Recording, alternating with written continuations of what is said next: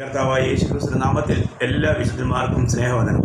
जल्दी से जल्दी आने वाला प्रभु यीशु मसीह के नाम में सभी प्रियजनों को प्रेम का वंदना। ഒരു പുനരുത്ഥാന ദിവസം കൂടി കർത്താവിന്റെ കൃപയാൽ നമുക്ക് ഈ മരുഭൂമി യാത്രയിൽ ലഭിച്ചു. प्रभु ने हमको और एक पुनरुत्थान का दिन हमारे लिए दिया है।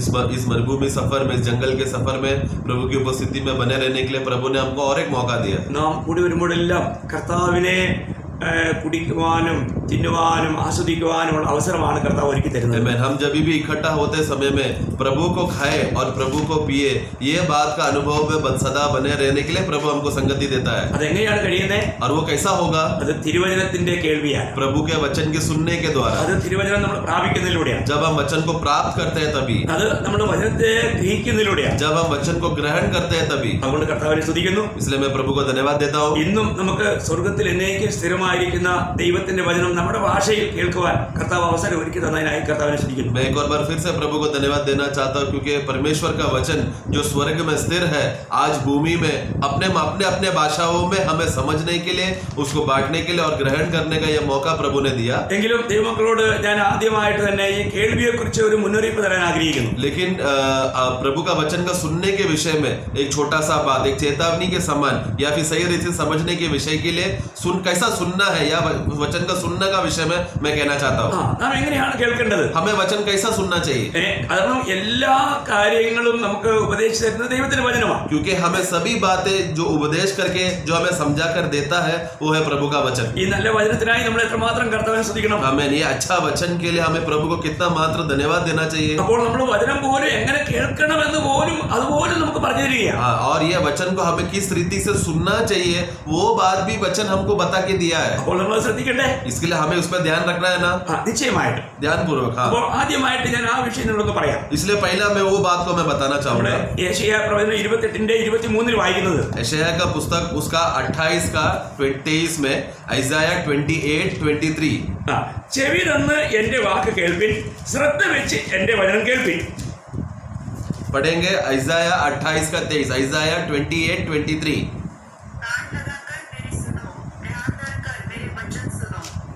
അപ്പോൾ ഇവിടെ 2 പ്രാവശ്യം പ്രത്യേകം എടുത്ത് പറയാണ് എങ്ങനെയാണ് കേൾക്കേണ്ടത്.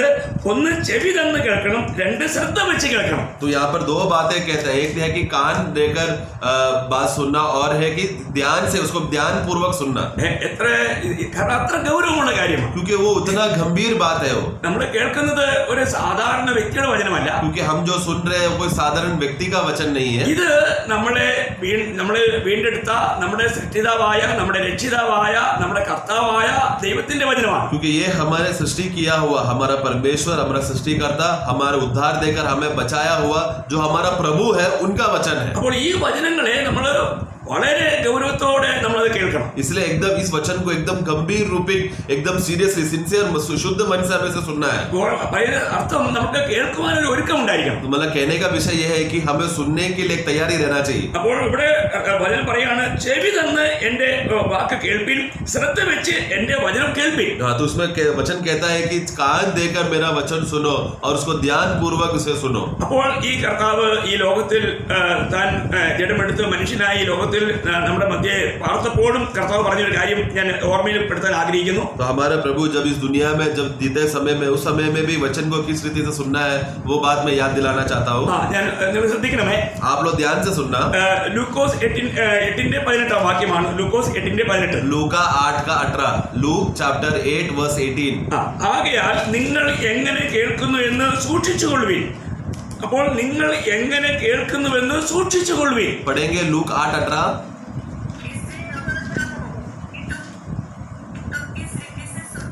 हाँ, इसलिए चौकस रहो कि तुम किस रीति से सुनते हो। അപ്പോൾ നിങ്ങൾ എങ്ങനെ കേൾക്കുന്നു എന്ന് നിങ്ങൾ സൂക്ഷിക്കണം. तुम लोग किस रीति से सुनते हो उस बात में तुम लोग चौकसी करो। അപ്പോൾ ഇതിന് ഗൗരവമുള്ളതുകൊണ്ടാണല്ലോ കർത്താവ് അങ്ങനെ പറഞ്ഞത്. तो ये बात में कुछ तो मुख्य बात रहेगा, इसलिए तो प्रभु ऐसा कहता है ना। നമ്മൾ എങ്ങനെയാണ് കേൾക്കുന്നത്? हम किस रीति से सुनते हैं? നമ്മൾ ദൈവവചനത്തെ അതിന് അതിൻ്റെതായ മഹത്വം കൊടുത്തുകൊണ്ട് നമ്മൾ കേൾക്കുന്നുണ്ടോ? क्या प्रभु का वचन को, ये परमेश्वर का वचन है, उस मूल्यता को देखकर हम वचन सुनते हैं क्या? നമ്മൾ ഞാൻ അതിന്റെ തന്നെ 9-ാം അധ്യായം, ലൂക്കോസ് 9-ാം അധ്യായം 44-45 വാക്യങ്ങളോട് നിങ്ങൾ ശ്രദ്ധയിൽപ്പെടുത്താൻ ആഗ്രഹിക്കുന്നു. उसी अध्याय, उसी पुस्तक का, लूका का पुस्तक, उसका 9वां अध्याय चैप्टर 9 में 44 और 45 भी हम पढ़ेंगे। നിങ്ങൾ ഈ വാക്ക് ശ്രദ്ധിച്ച് കേട്ടുകൊള്ളുവിൻ, മനുഷ്യപുത്രൻ മനുഷ്യരുടെ കയ്യിൽ ഏൽപ്പിക്കപ്പെടുവാൻ പോകുന്നു എന്ന് പറഞ്ഞു. ആ വാക്ക് അവർ ഗ്രഹിച്ചില്ല. അത് തിരിച്ചറിയാതെ വണ്ണം അവർക്ക് മറഞ്ഞിരുന്നു. ആ വാക്ക് സംബന്ധിച്ച് അവനോട് ചോദിപ്പാൻ അവർ ശങ്കിച്ചു. हाँ, पढ़ेंगे लूक 9 का 44-45।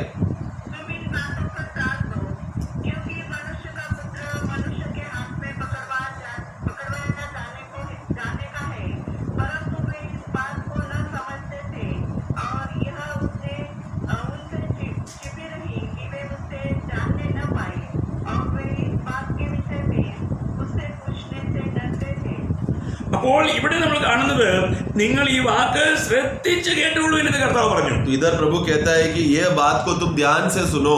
എന്നാൽ നമുക്ക് അവിടെ വായിക്കാൻ കഴിയുന്നത് ആ വാക്ക് അവർ ഗ്രഹിച്ചില്ല.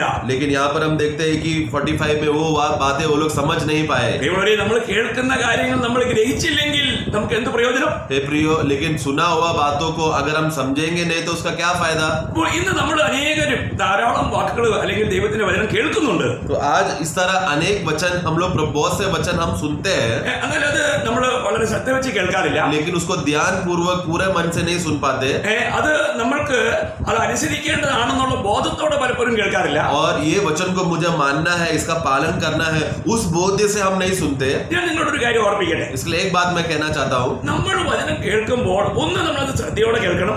हम लोग जब वचन सुनते समय में उसको एकदम ध्यान पूर्वक सुनना है। ഇത് ആരുടെ വചനങ്ങളാണെന്ന് മനസ്സിലാക്കി നമ്മൾ കൈക്കൊള്ളണം. उसको वो किसका वचन है ये बात को समझकर अच्छी तरह से उसको ग्रहण करना है। ഈ വചനങ്ങൾ നമുക്ക് ഏകാഗ്രതയോടെ കേൾക്കാൻ കഴിയണം. और ये वचन को हमें एक मन से, शुद्ध मन से हमें सुनना है। ഈ വചനം കേൾക്കാനായിട്ട് നമുക്കൊരു ഒരുക്കം ഉണ്ടായിരിക്കണം. और ये वचन सुनने के लिए हमें एक तैयारी भी चाहिए। ഈ വചനം നമ്മൾ കേൾക്കുമ്പോൾ അത് അനുസരിക്കാനുള്ള ഒരു മനോഭാവം നമുക്കുണ്ടായിരിക്കണം. और ये वचन सुनते समय में इस वचन को मुझे पालन करना है, ये बात का बोध्य में हमें सुनना है। ഈ വചനം നമ്മൾ വിശ്വാസത്തോടെ കേൾക്കണം. और ये वचन को हमें विश्वास के साथ सुनना है। അപ്പൊ നമ്മൾ കേൾക്കുമ്പോൾ വെറുതെ കേട്ടാ പോരാ. इसलिए हम लोग सुनते समय में ऐसी व्यर्थ में सुनना ऐसा नहीं है। നമുക്ക് ഇന്ന് ദൈവത്തിന്റെ വചനം കേൾക്കാനുള്ള യഥാർത്ഥമായ ഒരുക്കമുണ്ടോ? लेकिन आज प्रभु का वचन सुनने के लिए क्या सच्चा रीति से तैयारी है क्या? നമ്മൾ വചനം കേൾക്കാൻ ഏകാഗ്രതയോടുകൂടി എന്ന് പറഞ്ഞാൽ വചനത്തിങ്കിലേക്ക് മാത്രം നമ്മുടെ ശ്രദ്ധയാണോ?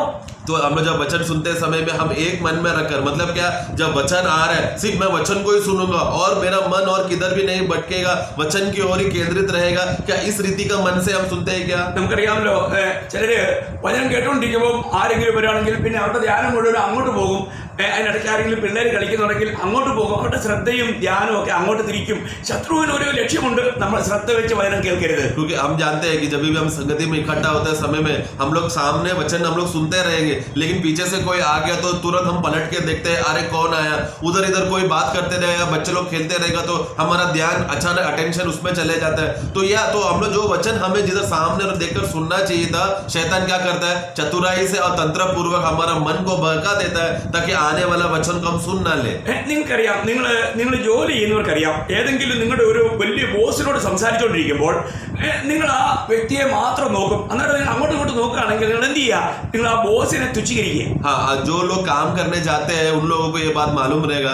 आप जब ऑफिस में जाते समय में, आप जिधर भी आप काम करते हैं, आपका बड़ा अधिकारी आपके सामने आएगा, वो अधिकारी आपके पास आकर अगर आपसे बात करेगा तो आपका ध्यान किधर रहेगा? वो बॉस के चेहरे पर ही आपका नजर रहेगा और किधर भी नहीं देखेगा। अगर उधर इधर देख लिया मतलब क्या है, आप बॉस का निंदा कर रहे हैं।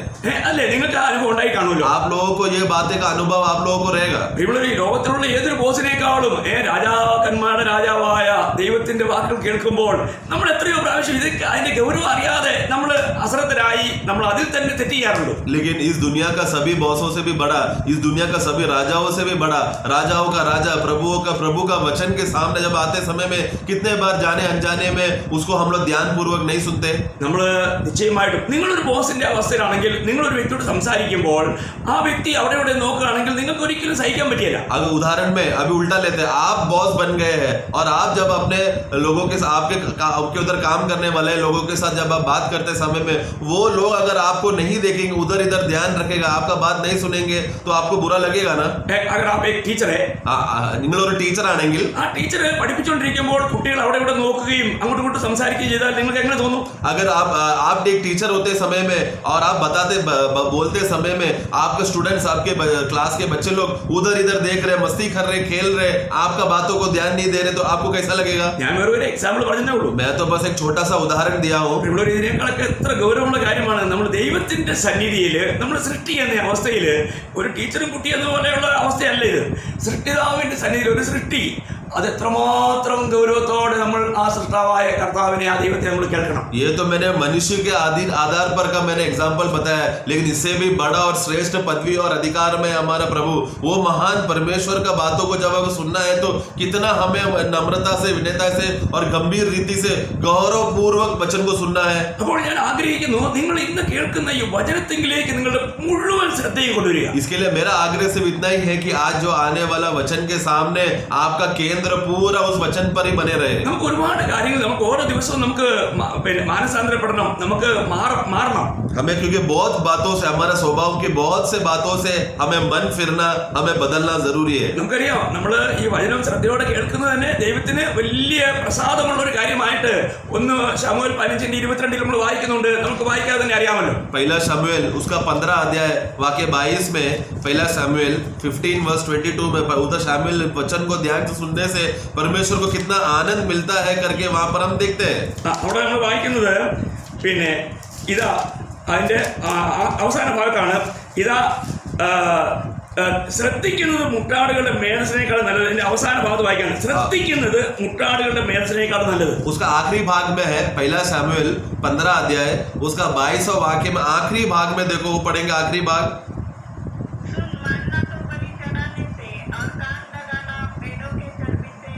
हाँ, तो कान लगाना मेढ़ों के चर्बी से भी उत्तम है. അപ്പോൾ നമ്മൾ ചിന്തിക്കണം, നമ്മൾ ശ്രദ്ധയോടെ കേൾക്കുന്നുവെങ്കിൽ അത് ദൈവത്തിന് വളരെ പ്രസാദമുള്ള ഒരു കാര്യമായിട്ടാണ് തിരുവചനം പറയുന്നത്. हाँ, यानी कि ध्यान पूर्वक अगर वचन को कान लगाना वो परमेश्वर का हृदय को बहुत भाने वाला, प्रसन्न करने वाला बात है. അപ്പോൾ നമ്മൾ ഈ പുനരുത്ഥാന ദിവസം നമുക്ക് ദൈവസന്നിധിയിലായിരിക്കുമ്പോൾ ദൈവവചനം കേൾക്കുമ്പോൾ നമുക്ക് ദൈവം എന്നിൽ ഈ കേൾവിയിലൂടെയും പ്രസാദിക്കണമെന്നുള്ള ലക്ഷ്യത്തോടെ നമുക്ക് ഇത് കേൾക്കാം. आमीन. इसके लिए आज इस पुनरुत्थान के दिन में जब उस प्रभु की उपस्थिति में हम वचन सुन रहे हैं, मैं कान लगा के सुनते समय में मेरा ये कान लगाने का के सुनने के वजह से भी परमेश्वर को महिमा मिले, उस बोध और उद्देश्य से आओ हम वचन सुने. ഇനി ഞാൻ അതിന്റെ ഒരു അടുത്ത സ്റ്റെപ്പ് പറഞ്ഞോട്ടെ. अभी मैं उसका अगला कदम के बारे में बताना चाहता हूँ. എന്താണെന്നറിയാമോ? वो क्या है? നമ്മൾ ശ്രദ്ധിച്ച് കേട്ടാൽ മാത്രം പോരാ. हम लोग सिर्फ ध्यान पूर्वक सुने उतना ही नहीं, അത് നമ്മൾ വചനത്തെ ധ്യാനിക്കണം. उस वचन को हमें मनन भी करना है. ഇത് വളരെ ഇമ്പോർട്ടന്റ്. ये वो बहुत बड़ा बात है. ശ്രദ്ധിച്ച് കേൾക്കുക എന്നുള്ളത് വളരെ ഇമ്പോർട്ടന്റ് ആണ്.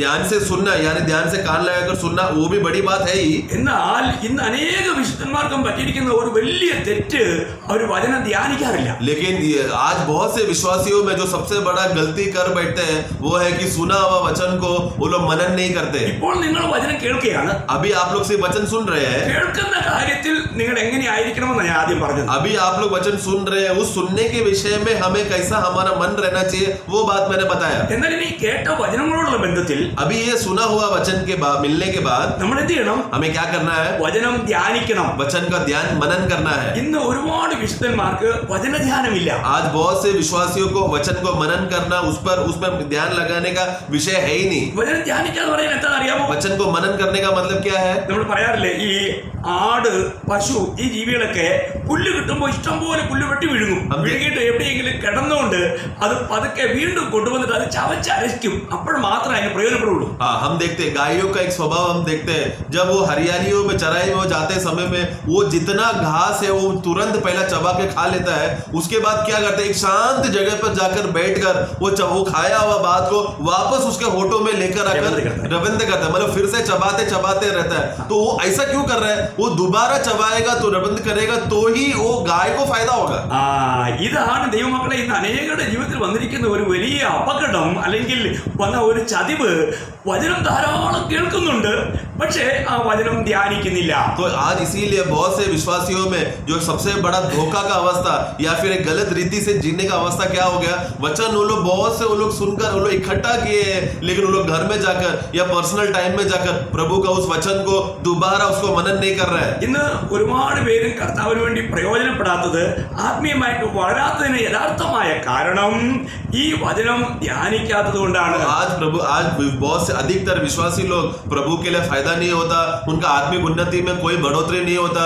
क्यों? सुना हुआ वचन को मनन करने के लिए लोग समय नहीं लेता। തിരുവചനം പഠിപ്പിക്കുന്നത് ഇങ്ങനെയാണ്. प्रभु का वचन हमें सिखाता है। നമ്മള് 1-ാം സങ്കീർത്തനത്തിന്റെ 2-3 വാക്യം വായിക്കുമ്പോൾ हम लोग भजन संगीता 1 Psalms chapter 1 उसका 2 और 3 हम पढ़ेंगे। യഹോവയുടെ ന്യായപ്രമാണത്തിൽ സന്തോഷിച്ച് അവന്റെ ന്യായപ്രമാണത്തെ രാപ്പകൽ ധ്യാനിക്കുന്നവൻ ഭാഗ്യവാൻ. രാപ്പകൽ ധ്യാനിക്കണം, ധ്യാനിക്കുന്നവൻ ഭാഗ്യവാൻ. हाँ, उसका भजन संगीता 1 का 2 पढ़ेंगे।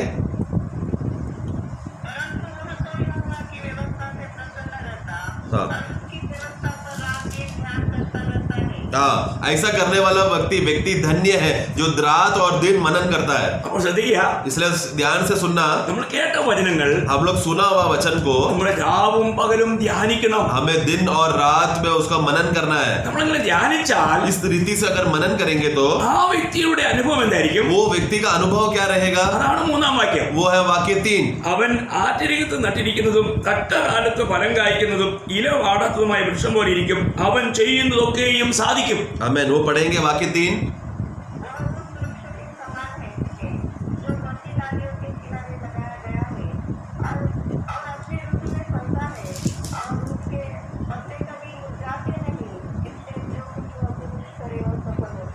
അപ്പോൾ രക്ഷിക്കപ്പെട്ട എല്ലാവരും കർത്താവിനാൽ നടപ്പെട്ടവരാണ്. അവരെല്ലാവരും അതെ ആ നദിക്കരയിൽ നടപ്പെട്ട ഓരോ വൃക്ഷങ്ങളാണ്. तो इसके लिए नया जन्म पाया हुआ हर एक विश्वासी वो इस वृक्ष के समान है जो एक बहते नदी के समान डाला गया है। और ये सब उस वृक्ष को वो नदी के बहाव में कौन डाला है? परमेश्वर है जिसने बोया है। അപ്പോൾ ആരാണ് ഈ വൃക്ഷത്തെ പോലെ ആയിരിക്കുന്നത്? ആരാണ് ഈ ഫലവത്തായ വൃക്ഷത്തെ പോലെ ആയിരിക്കുന്നത്? हाँ, तो ये कौन है जो ये इस फलवंत होने वाले वृक्ष के समान है? അതെ, രാവും പകലും വചനം ധ്യാനിക്കുന്നവൻ. ये लोग कौन इन लोगों की खासियत क्या है? ये दिन और रात वचन को मनन करने वाले लोगों का खासियत है। ദൈവമക്കളെ, നമ്മുടെ ഈ ലോക യാത്രയിൽ നമുക്ക് എപ്പോഴും വചന ധ്യാനം നമ്മുടെ ഉള്ളിൽ എപ്പോഴും നടന്നുകൊണ്ടിരിക്കണം. इसलिए प्रियो, हमारे इस जीवन के इस सफर में दिन और रात प्रतिदिन प्रति रात हमें ये वचन के विषय में मनन करने का यह स्वभाव होना बहुत जरूरी है। നമുക്കറിയാമല്ലോ, ഇങ്ങനെയൊരു അവസ്ഥയെ കുറിച്ചാണ് യിരെമ്യാ പ്രവചനം 17-ാം അധ്യായത്തിന്റെ 7-8 വാക്യം വായിക്കുമ്പോൾ इसी विषय में यिर्मयाह का पुस्तक उसका 17 अध्याय उसका 7 और 8 में ये कहता है। യിരെമ്യാവ് 17-ന്റെ 7-8 വാക്യം. यिर्मयाह का पुस्तक उसका 17 अध्याय यिर्मयाह चैप्टर 17 7 and 8। യഹോവയിൽ ആശ്രയിക്കുകയും യഹോവ തന്നെ ആശ്രയമായിരിക്കുകയും ചെയ്യുന്ന മനുഷ്യൻ ഭാഗ്യവാൻ. അവൻ വെള്ളത്തിനരികെ നട്ടിരിക്കുന്നതും ആറ്റിരികെ വേരൂന്നിരിക്കുന്നതുമായ വൃക്ഷം പോലെയാകും. ഉഷ്ണം തട്ടുമ്പോൾ അത് പേടിക്കുകയില്ല. അതിന്റെ ഇല പച്ചയായിരിക്കും. വരൾച്ചയുള്ള കാലത്തും വാട്ടം തട്ടാതെ ഫലം കായ്ച്ചുകൊണ്ടിരിക്കും. पढ़ेंगे उसका यिर्मयाह 17 का 7 और 8।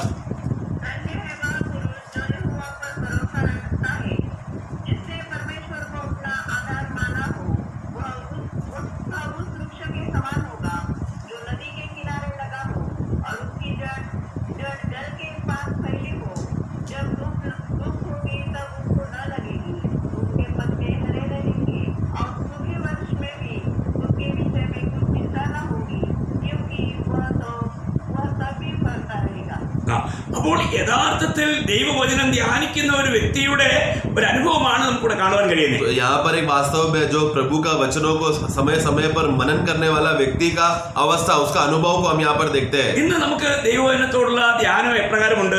आज हमें परमेश्वर के वचन की ओर हमारा मन लगाना या मनन करने का विषय में हम किस रीति से हम मन रखते हैं। ഈ വചന ധ്യാനത്തോടുള്ള ബന്ധത്തിൽ 1-2 വാക്കുകൾ വായിപ്പിക്കാൻ ആഗ്രഹിക്കുന്നു. इस वचन के मनन के करने के विषय के बारे में 1-2 बात और पढ़ना चाहता हूँ। ഒരുപാട് വാക്യങ്ങൾ ഇതിനുണ്ട്. वाक्य तो बहुत सारे हैं। ഞാൻ വളരെ അല്പമായിട്ട്, കാരണം നിങ്ങളുടെ വചന ധ്യാനത്തിന്റെ ഗൗരവം മനസ്സിലാക്കാൻ വേണ്ടിയിട്ട് പറയുക. मैं बस आप लोगों को वो वचन को मनन करने का फायदा और लाभ मिलने के बातों के विषय में आपको मन लगाने के लिए मैं वाक्य लेना चाहता हूँ। നമുക്കറിയാം ദൈവവചനത്തിന്റെ മഹാത്മ്യത്തെ ഊന്നി പറയുന്ന ഒരു അധ്യായമാണ് 119 സങ്കീർത്തനം. हम जानते हैं कि परमेश्वर का वचन को जो एकदम मुख्य और प्रदान करके एकदम खास रूप में तारीफ कर कर अच्छा करने वाला जो अध्याय है वो है भजन संगीता 119. അതിനകത്ത് 148 വാക്യം ഒന്ന് വായിക്കാം. उसका 148 हम पढ़ेंगे. തിരുവചനം ധ്യാനിക്കേണ്ടതിന് എന്റെ കണ്ണ് യാമങ്ങളെ നോക്കിക്കൊണ്ടിരിക്കുന്നു എന്ന് പറഞ്ഞാല് തിരുവചനം ധ്യാനിക്കുവാനായിട്ടുള്ള ഒരു വലിയ ദാഹവും വിശപ്പും ഒരു ഭക്തന്റെ ഉള്ളിലുണ്ട്. हमें उस पढ़ेंगे भजन संगीता 119 वर्स 148. मेरी आंखें रात के एक-एक पहर से पहले खुल गई कि मैं तेरे वचन पर ध्यान करूं. हाँ, तो मतलब ये विश्वासी वो हर एक पल का वो इंतजार कर रहा है, उसी में मन लगा रहा है ताकि वो वचन को ध्यान कर सको. നിങ്ങൾ മനസ്സിലായോ? ഒരു വചനധ്യാനത്തിന് വേണ്ടിയിട്ട് ഒരു വിശുദ്ധന് അവന് വലിയ വിശപ്പും ദാഹവുമുണ്ട്. അതിനുവേണ്ടിയാണ് അവൻ രാവിലെ എഴുന്നേൽക്കുന്നത് തന്നെ. तो मतलब ये विश्वासी का खासियत क्या है, उसको वचन में बने रहने के लिए बहुत भूख और प्यास है, इसलिए वो सुबह का इंतजार कर रहा है, हर एक पहर का वो इंतजार कर रहा है ताकि वो वचन को मनन कर सके. അതിന്റെ 99 വാക്യം उसी का 99 भी हम पढ़ेंगे. നിന്റെ സാക്ഷ്യങ്ങൾ അല്ലെങ്കിൽ നിന്റെ വചനം എന്റെ ധ്യാനമായിരിക്കുകൊണ്ട് എന്റെ സകല ഗുരുക്കന്മാരിലും ഞാൻ ബുദ്ധിമാനാവുന്നു. അപ്പോൾ ഈ വചനം ധ്യാനിക്കുന്നത് കൊണ്ട് എന്തായിരിക്കും? നമുക്ക് മറ്റെല്ലാവരേക്കാളും അധികം ബുദ്ധിമാനായി തീരുവാൻ കഴിയും. उसका 99 भी पढ़ेंगे 119 का.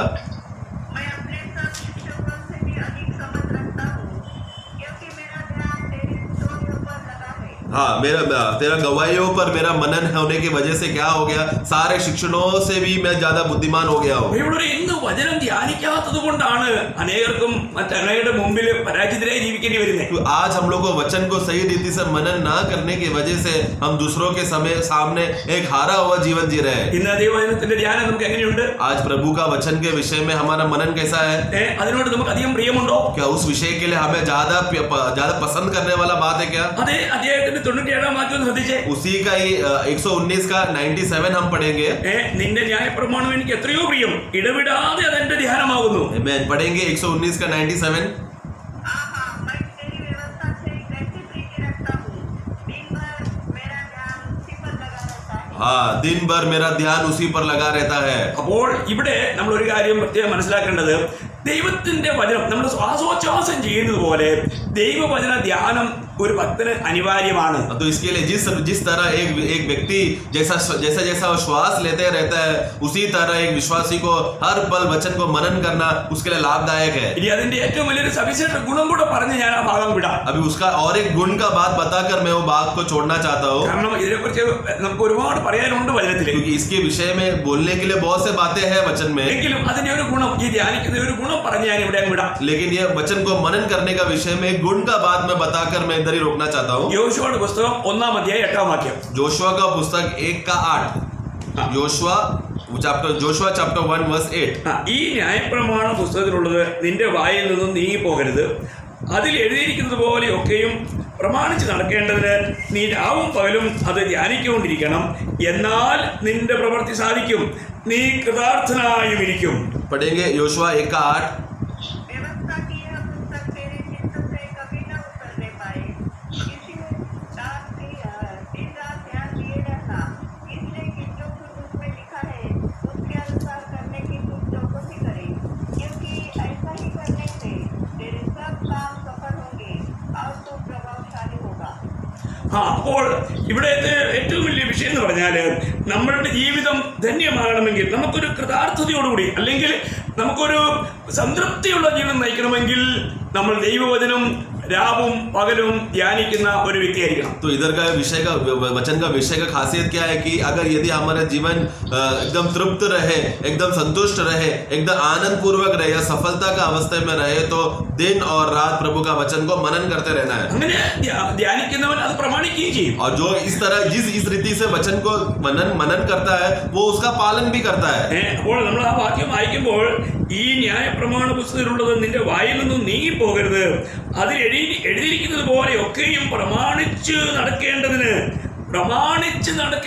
നീ രാവും പകലും അത് ധ്യാനിക്കണം. तो यहाँ इधर देखो वचन में कैसा लिखा है, तू ये व्यवस्था का पुस्तक को तेरा होठों से दूर ना रहे, बल्कि दिन और रात उसको मनन करते रहे. और ये क्यों मनन करे? ताकि तू उसको पालन कर सके, उस रीति से तू उसको मनन कर रहा है. Praise the Lord. आमेन. ദൈവമക്കളെ, നമ്മൾ കേൾക്കുന്നതായ ദൈവത്തിന്റെ വചനം നമ്മൾ അത് പ്രമാണിക്കണം. इसके लिए हमने सुनने वाला वचन को हमें उस रीति से हमें उसका पालन भी करना, उसको मानना भी है. ഇന്ന് അനേകരും അത് ശ്രദ്ധിക്കുന്നില്ല, അല്ലെങ്കിൽ അത് പ്രമാണിക്കണം എന്നുള്ള ഉത്സാഹത്തോടെ കേൾക്കുന്നില്ല എന്നുള്ളത് ഒരു വാസ്തവമാണ്. तो आज ये एक सच्चाई है कि बहुत लोग ये वचन को मनन नहीं करता और उन लोग उस रीति से सुनते नहीं है जिस रीति से हमें सुनकर इसका पालन करना चाहिए. എന്നാൽ ദൈവം നമുക്ക് തരുന്ന വചനങ്ങളെല്ലാം പ്രിയമുള്ളവരെ നമ്മൾ വളരെ കൃത്യതയോടുകൂടി പാലിക്കുവാൻ കടപ്പെട്ടവരാണ്. इसके लिए लेकिन प्रभु ने हमको दिया हुआ वचन को, उस वचन को स्पष्ट रूप में जैसा है वैसे ही उसको पालन करने के विषय में हम लोग जवाबदार है, जिम्मेदार है. നാം ദൈവവചനത്തെ ഒരിക്കലും തുച്ഛീകരിക്കരുതേ. प्रभु का वचन को कभी तुच्छ ना करे. ഇന്ന് സഭയുടെ അവസ്ഥ പറഞ്ഞു കഴിഞ്ഞാൽ വളരെ ഒരു അധപ്പതിച്ച ഒരു അവസ്ഥയിലേക്ക് സഭ പോയിക്കൊണ്ടിരിക്കുക. आज कलीसिया का अवस्था अगर हम देखा जाए तो बहुत ही गिरा हुआ अवस्था में कलीसिया जा रहा है. കാരണം അവര് ദൈവവചനത്തിന് കൊടുക്കേണ്ട ആ മഹത്വം, ആ വില ഇന്ന് കൊടുക്കുന്നില്ല. क्योंकि आज परमेश्वर का वचन को जो मूल्यता देना चाहिए वो बात वो लोग नहीं दे रहे. നമുക്കറിയാം കർത്താവ് തന്റെ സഭയുടെ മധ്യത്തിൽ നടക്കുന്നു. हम जानते हैं कि प्रभु अपने कलीसिया के बीच में चल रहा है. എന്നാൽ നമുക്കറിയാം ഈ അന്ത്യകാലത്ത് എന്താണ് സഭയിൽ സംഭവിക്കുന്നത്. लेकिन ये अंतिम समय में कलीसियाओं में क्या हो रहा है? നിങ്ങൾക്ക് അറിയാമോ, ഈ വചനത്തിൽ പറയുന്ന ഓരോ കാര്യങ്ങളും ഒരു ശക്തമായ മുന്നറിയിപ്പാണ്. हम जानते हैं प्रभु का वचन में दिया हुआ एक एक बातें हमारे लिए एक शक्त रूपी से, गंभीर रीति से एक चेतावनी है. നമ്മൾ എവിടെ വന്ന് നിൽക്കുന്നു എന്ന് നമ്മൾ ഓർക്കണം. हम किधर आके खड़े हैं ये बात हमें देखना, याद रखना है. ആദിമസഭ കർത്താവിന് കൊടുക്കേണ്ട മഹത്വം കൊടുത്തു. पहले सप्ताह का या पहला समय का, फर्स्ट सेंचुरी का जो कलीसियाएं हैं उन लोग प्रभु को जो मूल्यता देना चाहिए था वो मूल्यता उन लोग ने दिया. എന്നാൽ അന്ത്യകാലത്ത് സഭ, लेकिन अंतिम समयों में आते समय में ആ സഭയുടെ അവസ്ഥ വളരെ വ്യത്യസ്തമായിരിക്കും. अंतिम समय का कलीसिया का अवस्था, उनका अवस्था बहुत ही अलग हो गया. നമുക്കറിയാം വെളിപ്പാട് പുസ്തക പഠനത്തിൽ നമ്മൾ ആ കാര്യം വളരെ വിശദമായി കണ്ടതാ. हम प्रकटीकरण का पुस्तक का उसमें कलीसिया के विषय में जो ध्यान का विषय में जो कलीसिया के बारे में लिखा गया है उसका अगर हम शिक्षण करेंगे तो उसमें आप लोगों को वो बात मालूम है. നമ്മളത് ഒരു സമയത്ത് ഒന്നല്ല രണ്ട് പ്രാവശ്യം നമ്മൾ കൂട്ടായ്മയിൽ അത് പഠിച്ചു. हम लोग कलीसियाओं के विषय में, शिक्षण के विषय में नासिक कलीसिया में 2 बार वो बात सिखाया था. ഞാനൊരു കാര്യം ഓർമ്മിക്കട്ടെ. मैं एक बात याद दिलाना चाहता हूँ. സഭ അവസാന കാലം വരുമ്പോൾ कलीसिया अंतिम दिनों में ആ തീഷ്ണത, ആ എരിവ്, ആ ദൈവത്തോടുള്ള ആ സ്നേഹം, അതിനെല്ലാത്തിലും വ്യത്യാസം ഉണ്ടാവും. कलीसिया जब अंतिम समय पहुंचते समय में कलीसिया जिस रीति से परमेश्वर की ओर वो उत्तेजना से, वो जलन से प्रभु की ओर पूरे मन से करने का जो अवस्था था वो पूरा बदल जाएगा. എന്നാൽ लेकिन ഇവിടെ പറഞ്ഞ 7 സഭയുടെ അനുഭവത്തിൽ ജീവിക്കുന്നവർ അന്ത്യകാലത്ത് ഉണ്ടാകും. तो इधर जो लिखा हुआ 7 कलीसिया के बारे में उसमें एक अंत अवस्था हम देखते हैं. 7 സഭയുടെ ഓരോ സവിശേഷതകളും ഉള്ളവർ ഏത് കാലഘട്ടത്തിലും ഉണ്ടായിരിക്കും. सॉरी, इधर जो कलीसिया के जो 7 कलीसिया के जो गुण जो यहाँ पर बोला गया है वो गुणों के विश्वासी लोग हर कलीसिया में रहेंगे. എന്നാൽ लेकिन അന്ത്യകാലത്തെ സഭയില് അധിക പങ്കും എങ്ങനെയായിരിക്കും? अंतिम समय में या अंतिम दिनों में कलीसिया का अवस्था के लोग कैसे रहेंगे നമ്മൾ ചിന്തിക്കണം. हमें सोचना है. ആദിമ സഭയുടെ മധ്യത്തിൽ കർത്താവ് ഉണ്ടായിരുന്നു. पहले दिनों में, पहले समयों में कलीसिया में प्रभु उनके बीच में था. എന്നാൽ ലവോദിക്ക പീഠിൽ വന്നപ്പോൾ കർത്താവിന്റെ സ്ഥാനം എവിടെയാ? लेकिन लवोदिका कलीसिया में प्रभु अवस्था में आते समय में प्रभु किधर है? നമ്മളെല്ലാവരും ഈ ലവോദിക്ക കാലയളവിലാണ്. हम लोग सब लोग ये लवोदिका के समय पर जी रहे हैं. അപ്പോൾ ലവോദിക്ക കാലയളവിലുള്ള വിശുദ്ധന്മാരുടെ എവിടെയാണ് ദൈവം? तो ये लवोदिका समयों में या युग में कलीसिया का में रहते समय में प्रभु कहाँ पर है? ഇവിടെ നമ്മൾ വായിക്കുമ്പോൾ നമുക്കറിയാം, വെളിപ്പാട് 3:20 വായിക്കുന്നു, കർത്താവ് വെളിയിലാണ്. हम प्रकटीकरण का पुस्तक रेवलेशन 3:23-20 में पढ़ते समय में प्रभु वहां पर खटखटा रहा है, मतलब वो कलीसिया के बाहर हो गया. അപ്പോൾ സഭയുടെ മധ്യത്തിൽ ആയിരിക്കേണ്ട കർത്താവ് ഇപ്പോൾ സഭയ്ക്ക് വെളിയിൽ നിന്നുകൊണ്ട് മുട്ടുകയാണ്. तो कलीसिया के केंद्र रहने वाला जो प्रभु यीशु मसीह, कलीसिया के बीच में हमारे साथ रहने वाला ये प्रभु अभी कलीसिया के बाहर जाकर वो खटखटा रहा है. ഞാൻ ഇങ്ങനെ കേട്ടിട്ടുണ്ട്. मैंने ऐसा सुना है.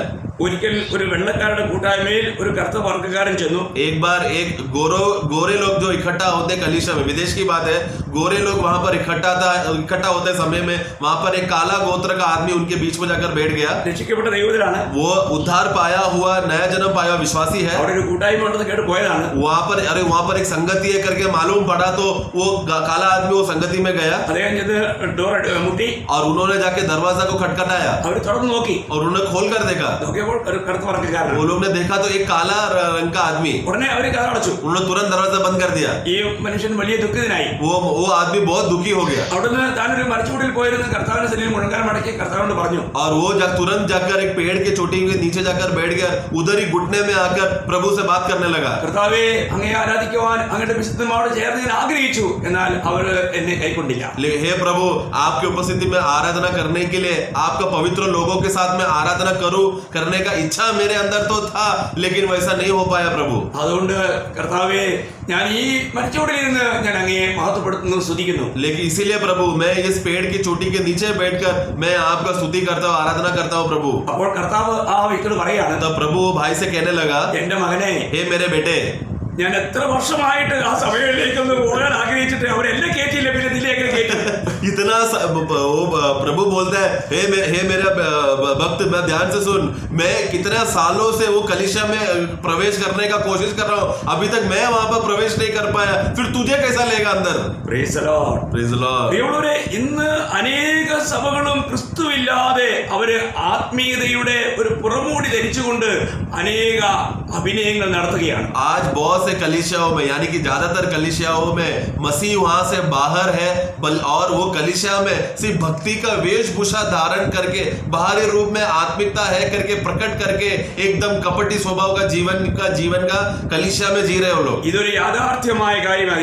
ये एक सच्चाई है प्रिय लोगों. നമ്മൾ ഒരു കാര്യം മനസ്സിലാക്കണം, നമ്മൾ ഇപ്പോൾ എവിടെ എത്തിയിരിക്കുന്നു? क्योंकि हमें एक बात ये समझना है कि हम कहां पर पहुंचे हैं. നമ്മൾ ഈ യുഗത്തിന്റെ അന്ത്യത്തിൽ കർത്താവിന്റെ വരവിന്റെ ഏറ്റവും ആസന്നമായിരിക്കുന്ന ഒരു സമയത്ത് നാം എത്തിക്കഴിഞ്ഞിരിക്കുന്നു. हम लोग ये युग का अंत में पहुंचा है, मतलब प्रभु के आगमन का आखिरी कुछ पल के समयों में हम पहुंचे हैं. നമ്മൾ ഒരു കാര്യം മനസ്സിലാക്കണം, കർത്താവിന്റെ വരവിന് മുൻപ് എന്ത് സംഭവിക്കും? क्योंकि हम वचन क्या कहता है कि प्रभु के आगमन के पहले क्या होगा?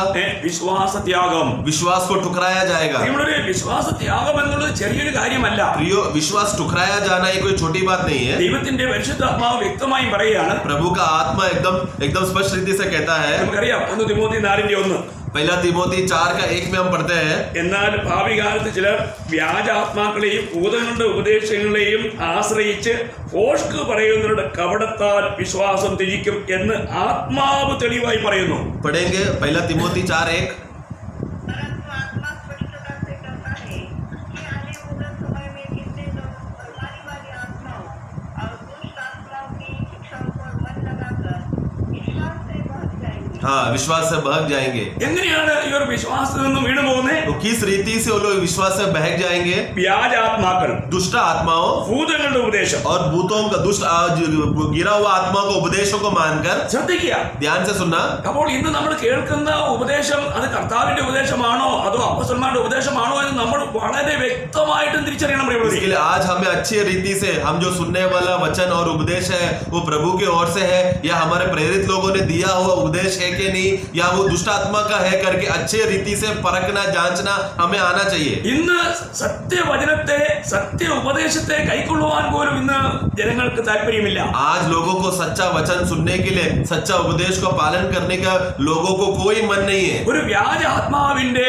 ഒരു വലിയ വ്യാപാരം ആത്മീയ ഗോളത്തിൽ ശക്തമായി നടക്കുകയാണ്. एक दुष्ट आत्मा का धोखापन या बहकाने वाला प्रभाव में वो लोग उसमें चले जा रहे हैं. वो लोग कोई बाहर नहीं आने गए. ദുരുപദേശങ്ങൾ വളരെ വർദ്ധിച്ചുകൊണ്ടിരിക്കുകയാണ്. दुरुपदेश बहुत ही बढ़ते जा रहा है. ഇവിടെ തിരുവചനത്തിൽ പറഞ്ഞിരിക്കുന്ന കാര്യങ്ങളെല്ലാം കർത്താവിന്റെ വരവിന് മുൻപ് അതുപോലെ നടന്നിരിക്കും. आमीन. लेकिन परमेश्वर का वचन में जो भी बातें लिखा गया है, प्रभु के आगमन के पहले जो भी होगा करके लिखा गया, वो सब पूरा होगा.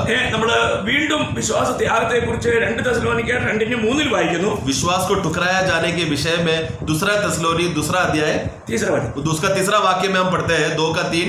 दूसरा തെസ്സലോനിക്കും 2 अध्याय का 3 वचन, 2 തെസ്സലോനിക്കർ 2 अध्याയം 3 വാക്യം. दूसरा ആരും ഏത് വിധേനയും നിങ്ങളെ ചതിക്കരുത്. അപ്പം ആരും ഏത് വിധേനയും നിങ്ങളെ ചതിക്കരുത്. ആദ്യമേ വിശ്വാസത്യാഗം സംഭവിക്കും. तो उधर पढ़ेंगे उसका 3 का शुरुआत का भाग. इसी रीति तो किसी के धोखे में न आना, हाँ. क्योंकि वो दिन न आएगा जब तक उसका त्याग न हो. हाँ, बस तब तक जब धर्म का त्याग, यानी कि जब तक विश्वास त्यागी ना आए तब तक वो हमें ये विषय में कोई हमें धोखा ना दे. പ്രിയമുള്ളവരെ, ആരും ഏത് വിധേനയും നിങ്ങളെ ചതിക്കരുത്. ഈ ലോകം ഒരു വലിയ ചതിയുടെ ലോകമാണ്. क्योंकि ये प्रिय उधर वचन का शुरुआत में लिखा है, कोई भी तुम्हें किसी भी तरीके से तुम्हें धोखा ना दे, क्योंकि ये दुनिया हमें धोखा देने वाला दुनिया में हम जी रहे हैं। അപ്പോൾ നമ്മൾ ഒരു കാര്യം പ്രത്യേകം ഇവിടെ മനസ്സിലാക്കണം, അനേക നിലകളിൽ അനേക വിധങ്ങളിൽ നമ്മൾ വഞ്ചിക്കപ്പെടാം. तो इसके लिए यहाँ पर वचन में लिखा है कि आधार पर कि हम लोग कोई भी प्रकार का किसी भी तरीके से हम लोग धोखा खा सकते हैं। നമ്മുടെ ഇന്ന് എത്രയോ പേര് ആത്മീയ ജീവിതത്തിൽ വിശ്വാസത്തിൽ നിന്നും താഴടിയാകുന്നു, വീണുകൊണ്ടിരിക്കുന്നു. आज हमारे बीच में देखो, विश्वासी लोगों में से कितना लोग विश्वास से गिर रहे हैं, पीछे जा रहे हैं वो लोग। പ്രിയമുള്ളവരെ, നല്ല നല്ല ഉപദേഷ്ടാക്കന്മാർ വീണു പോയിരിക്കുന്നത് എനിക്കറിയാം. मैं प्रियो अच्छा उपदेशक लोग, जो अच्छा वचन सिखाने वाले लोग, वो लोग गिर गए हैं करके ये बात का गवाही मैं दे सकता हूँ। പ്രിയമുള്ളവരെ, അത് നമ്മൾ വളരെ സൂക്ഷിക്കണം. നമ്മുടെ ജീവിതത്തിൽ നമ്മൾ ഈ കാര്യത്തിൽ വളരെ ഗൗരവമുള്ളവരായിരിക്കണം. इसके लिए इस विषय में, इस बात में हमें बहुत ही सीरियसली हमें ये बात समझना है और गंभीर रीति से ये वचन को पकड़े रहना है। കാരണം നമ്മൾ കർത്താവിന്റെ വരവിന്റെ ഏറ്റവും അടുത്ത സമയത്ത് നിൽക്കുകയാണ്. क्योंकि हम लोग प्रभु के आगमन में एकदम आखिरी पल में हम जी रहे हैं। നിങ്ങളുടെ തന്നെ ആത്മീയ ജീവിതത്തിന്റെ ആരംഭഘട്ടത്തിൽ ഉണ്ടായിരുന്നതിനേക്കാൾ എത്രയോ ദുരുപദേശങ്ങൾ ഈ കാലയളവിൽ വർദ്ധിച്ചിട്ടുണ്ടെന്ന് നിങ്ങൾക്കറിയാം. हाँ, आप लोग खुद जानते होंगे, आप जब विश्वास के शुरुआत में जब आपने शुरू किया होगा,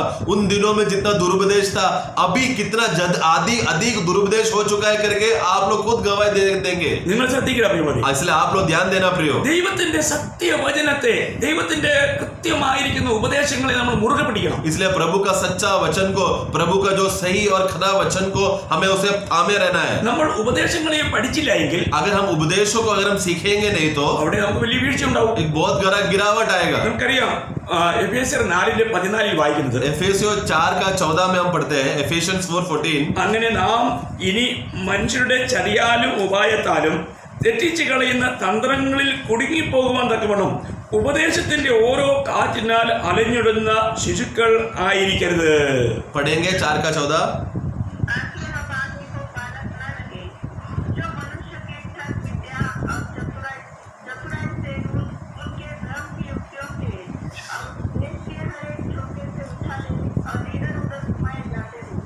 അപ്പോൾ ഇവിടെ വളരെ വ്യക്തമായിട്ടും പറയുന്ന ഒരു കാര്യമാണ്, നമ്മൾ ചതിക്കപ്പെടാം, ഉപായത്താൽ വഞ്ചിക്കപ്പെടാം. हाँ, तो यहाँ पर देखो स्पष्ट रीति में लिखा गया है कि हम धोखे में गिर सकते हैं, मनुष्य के तंत्र के द्वारा हम बहकाए जा सकते हैं। എങ്ങനെ? कैसा? ഉപദേശം, ദുരുപദേശങ്ങൾ. പ്രിയമുള്ളവരെ, ഇന്ന് എത്രയോ ഡോക്ട്രീൻസ്, എത്രയോ തെറ്റായ ഡോക്ട്രീൻസ്, ഉപദേശങ്ങൾ, പഠിപ്പിക്കലുണ്ട്. क्योंकि ये सब कारण, इसका सबका कारण या मूल बात क्या रहेगा? उपदेश के द्वारा कितना सारा दुरुपदेश के वजह से लोग बहकाए जाएंगे, हवा से इधर इधर उछाला जाएंगे। इसके लिए आज देखो, आप विश्वासी दुनिया में देखो कितना सारा उपदेश है इस दुनिया में अभी फैला हुआ है।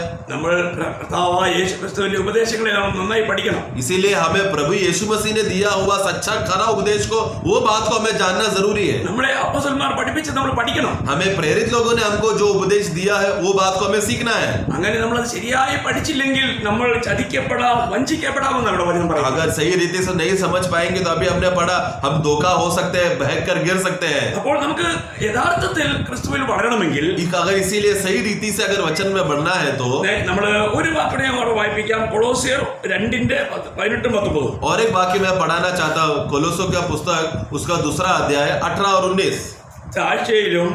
താഴ്മയിലും ദൂതന്മാരെ ആരാധിക്കുന്നതിലും രസിച്ച് സ്വന്തം ദർശനങ്ങളിൽ പ്രവേശിക്കുകയും തന്റെ ജഡമനസ്സിനാൽ വെറുതെ ചീർക്കുകയും തലയെ മുറുകെ പിടിക്കാതിരിക്കുകയും ചെയ്യുന്നവൻ ആരും നിങ്ങളെ വിരുദ്ധ തെറ്റിക്കരുത്. തലയായാലും നല്ലോ ശരീരം മുഴുവൻ സന്ധികളാലും ഞരമ്പുകളാലും ചൈതന്യം ലഭിച്ചും ഏകീഭവിച്ചും ദൈവികമായി വളർച്ച പ്രാപിക്കുന്നു. पढ़ेंगे उसका 18 और 19। कोई मनुष्य आत्महीनता और स्वरूपों की पूजा करा के तुम्हें दौड़ के प्रतिफल से वंचित न करे। ऐसा मनुष्य देखी हुई बातों में लगा रहता है और अपनी शारीरिक समझ पर व्यर्थ होता है और उस शिरोमणि को पकड़े नहीं रहता, जिससे सारी देह जोड़ों और पट्टों के द्वारा पालन पोषण पाकर और इन्हें साथ जमकर परमेश्वर की ओर അപ്പോൾ ഇവിടെ സ്വന്തം ദർശനങ്ങളിൽ പോയിട്ട് അവരുടെ ചതിയാൽ അനേകർ വഞ്ചിക്കപ്പെടാം. तो यहाँ पर खुद का प्रकटीकरण या दर्शन पाकर लोग वो लोग का बात भी सुनकर भटक सकते हैं, बहक सकते हैं. എനിക്ക് ഇങ്ങനെ ഒരു വെളിപ്പാട് കിട്ടി. मुझे इस तरह का प्रकटीकरण मिला. എനിക്ക് എന്നോട് ഇപ്പൊ ദൂതം വന്ന് പറഞ്ഞു, मुझे अभी एक स्वर्गदूत ने आके मुझसे बात किया. ഇങ്ങനെ പലതും പറഞ്ഞ് പല നിലകളിൽ ആത്മാവിൽ വളരുവാൻ ആഗ്രഹിക്കുന്ന പല വിശുദ്ധന്മാരെയും വഞ്ചിക്കുന്ന ഒരു കാലഘട്ടമായി. तो इस तरह के बातें झूठा झूठा बातें बोलकर इस तरह का अनुभव पाया है करके बोलकर बहुत से झूठे लोग आएंगे जो भरमाएंगे और हमें प्रभु का वचन से दूर ले जाएगा. പ്രിയമുള്ളവരെ, നമ്മൾ തലയാകുന്ന ക്രിസ്തുവുമായിട്ട് വളരെ ആഴമായ ബന്ധമുള്ളവരായിരിക്കണം. इसके लिए प्रिय हमारा जो शिरोमणि जो सिर प्रभु यीशु मसीह है उस मसीह के साथ एक अच्छा रिश्ता होना जरूरी है. നമ്മുടെ വിശ്വാസ ജീവിതത്തെ നമ്മൾ ഓരോ ദിവസവും പരിശോധിക്കണം. हमारे विश्वास का ये जीवन को हर एक दिन हमें परखना है. നമ്മൾ പ്രാപിച്ച ആ വിശ്വാസത്തെ നമ്മൾ മുറുകെ പിടിക്കണം. हमें प्राप्त किया वो विश्वास को हमें थामे रहना है. പൗലോസ്ലീഹ തന്റെ ജീവിതത്തിന്റെ ഓട്ടത്തിന്റെ അന്ത്യത്തിൽ ഒരു കാര്യം പ്രത്യേകം എടുത്തിങ്ങനെ പറഞ്ഞു. हम पौलुस के जीवन में वो उसका जीवन के उस यात्रा के अंतिम समय में एक बात कहता है. നമ്മൾ 2 തിമോത്തി 4:7 അവസാന വാക്യം, दूसरा तिमोथी 4:7 का आखिरी भाग में इस तरह कहता है. 2 തിമോത്തി 4:7, दूसरा तिमोथी 4:7, ഞാൻ നല്ല പോർ പൊരുതു, ഓട്ടം തികച്ചു, വിശ്വാസം കാക്കണം. വിശ്വാസത്തെ നമ്മൾ കാക്കണം. मैंने अच्छा कुश्ती लड़ा, मैंने अच्छा दौड़ दौड़ा और वो विश्वास को मैंने थामे रहा. मतलब वो विश्वास को हमें थामे रहना है. നമ്മൾ ഓരോ ദിവസവും നമ്മൾ വിശ്വാസത്തിലും പോയി പോകാതിരിക്കാൻ നമ്മൾ വിശ്വാസത്തെ കാക്കണം. हमें हर एक दिन, हर एक पल, हर एक क्षण उस विश्वास में दूर ना रहते हुए उसको थामे रहना जरूरी है. ഇന്ന് നമ്മൾ വിശ്വാസത്തെ കാക്കുന്നുണ്ടോ? क्या आज इस विश्वास को हम लोग पालन कर रहे हैं, कि उसको संभाल रहे हैं क्या? നമ്മുടെ വിശ്വാസ ജീവിതം എങ്ങനെയുണ്ട്? हमारा विश्वासी जीवन कैसा है, നമ്മൾ പരിശോധിക്കണം. हमें परखना है.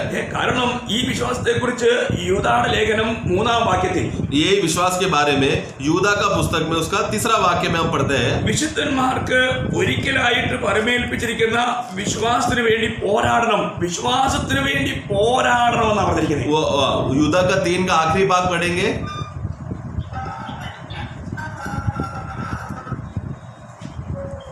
यूदा का पुस्तक, हाँ, विश्वास को जो हर एक विश्वासी को सौंपा गया है उसको पूरा रीति संभालने के लिए यत्न करो. പ്രിയമുള്ളവരെ, നമ്മൾ യഥാർത്ഥ വിശ്വാസത്തിന് വേണ്ടി ഒരു പോരാട്ടം കഴിക്കുവാൻ നമുക്കിന്ന് കഴിയുന്നുണ്ടോ? तो आज ये इस विश्वास को थामे रखने के लिए एक अच्छा रीति से यत्न करने हो पा रहा है क्या? വിശ്വാസ ജീവിതത്തെ ലളിതമായി കാണരുതേ. विश्वास का जीवन को हल्के से ना लेना. നമ്മൾ വിശ്വാസത്തിന് വേണ്ടി പോരാടണം. हमें विश्वास के लिए यत्न करना है. ഈ വിശ്വാസത്തെ നമ്മൾ കാത്തുകൊള്ളണം. ये विश्वास को हमें संभालना है. എന്തുകൊണ്ടാണ്? क्यों? എബ്രായർ 3:14 വാക്യം, इब्रानियों 3:14 में हम पढ़ते हैं. ആദ്യ വിശ്വാസം അവസാനത്തോളം മുറുകെ പിടിച്ചുകൊണ്ടാൽ നാം ക്രിസ്തുവിൽ പങ്കാളികളായി തീർന്നിരിക്കുന്നുവല്ലോ. पढ़ेंगे इब्रानियों 3:14. क्योंकि हम मसीह के भागीदार हुए हैं, यदि हम अपने प्रथम फलों को अंततः दृढ़ता से स्थिर रहे. हाँ, वो प्रथम भरोसा यानी कि उस प्रथम विश्वास को अगर अंत तक हम लोग पकड़े रहे, थामे रहे तो. അപ്പോൾ ഇവിടെ വചനം പറയുന്നത് നമ്മുടെ ആദ്യ വിശ്വാസത്തെ അവസാനത്തോളം എന്ത് ചെയ്യണം? മുറുകെ പിടിച്ചോണം.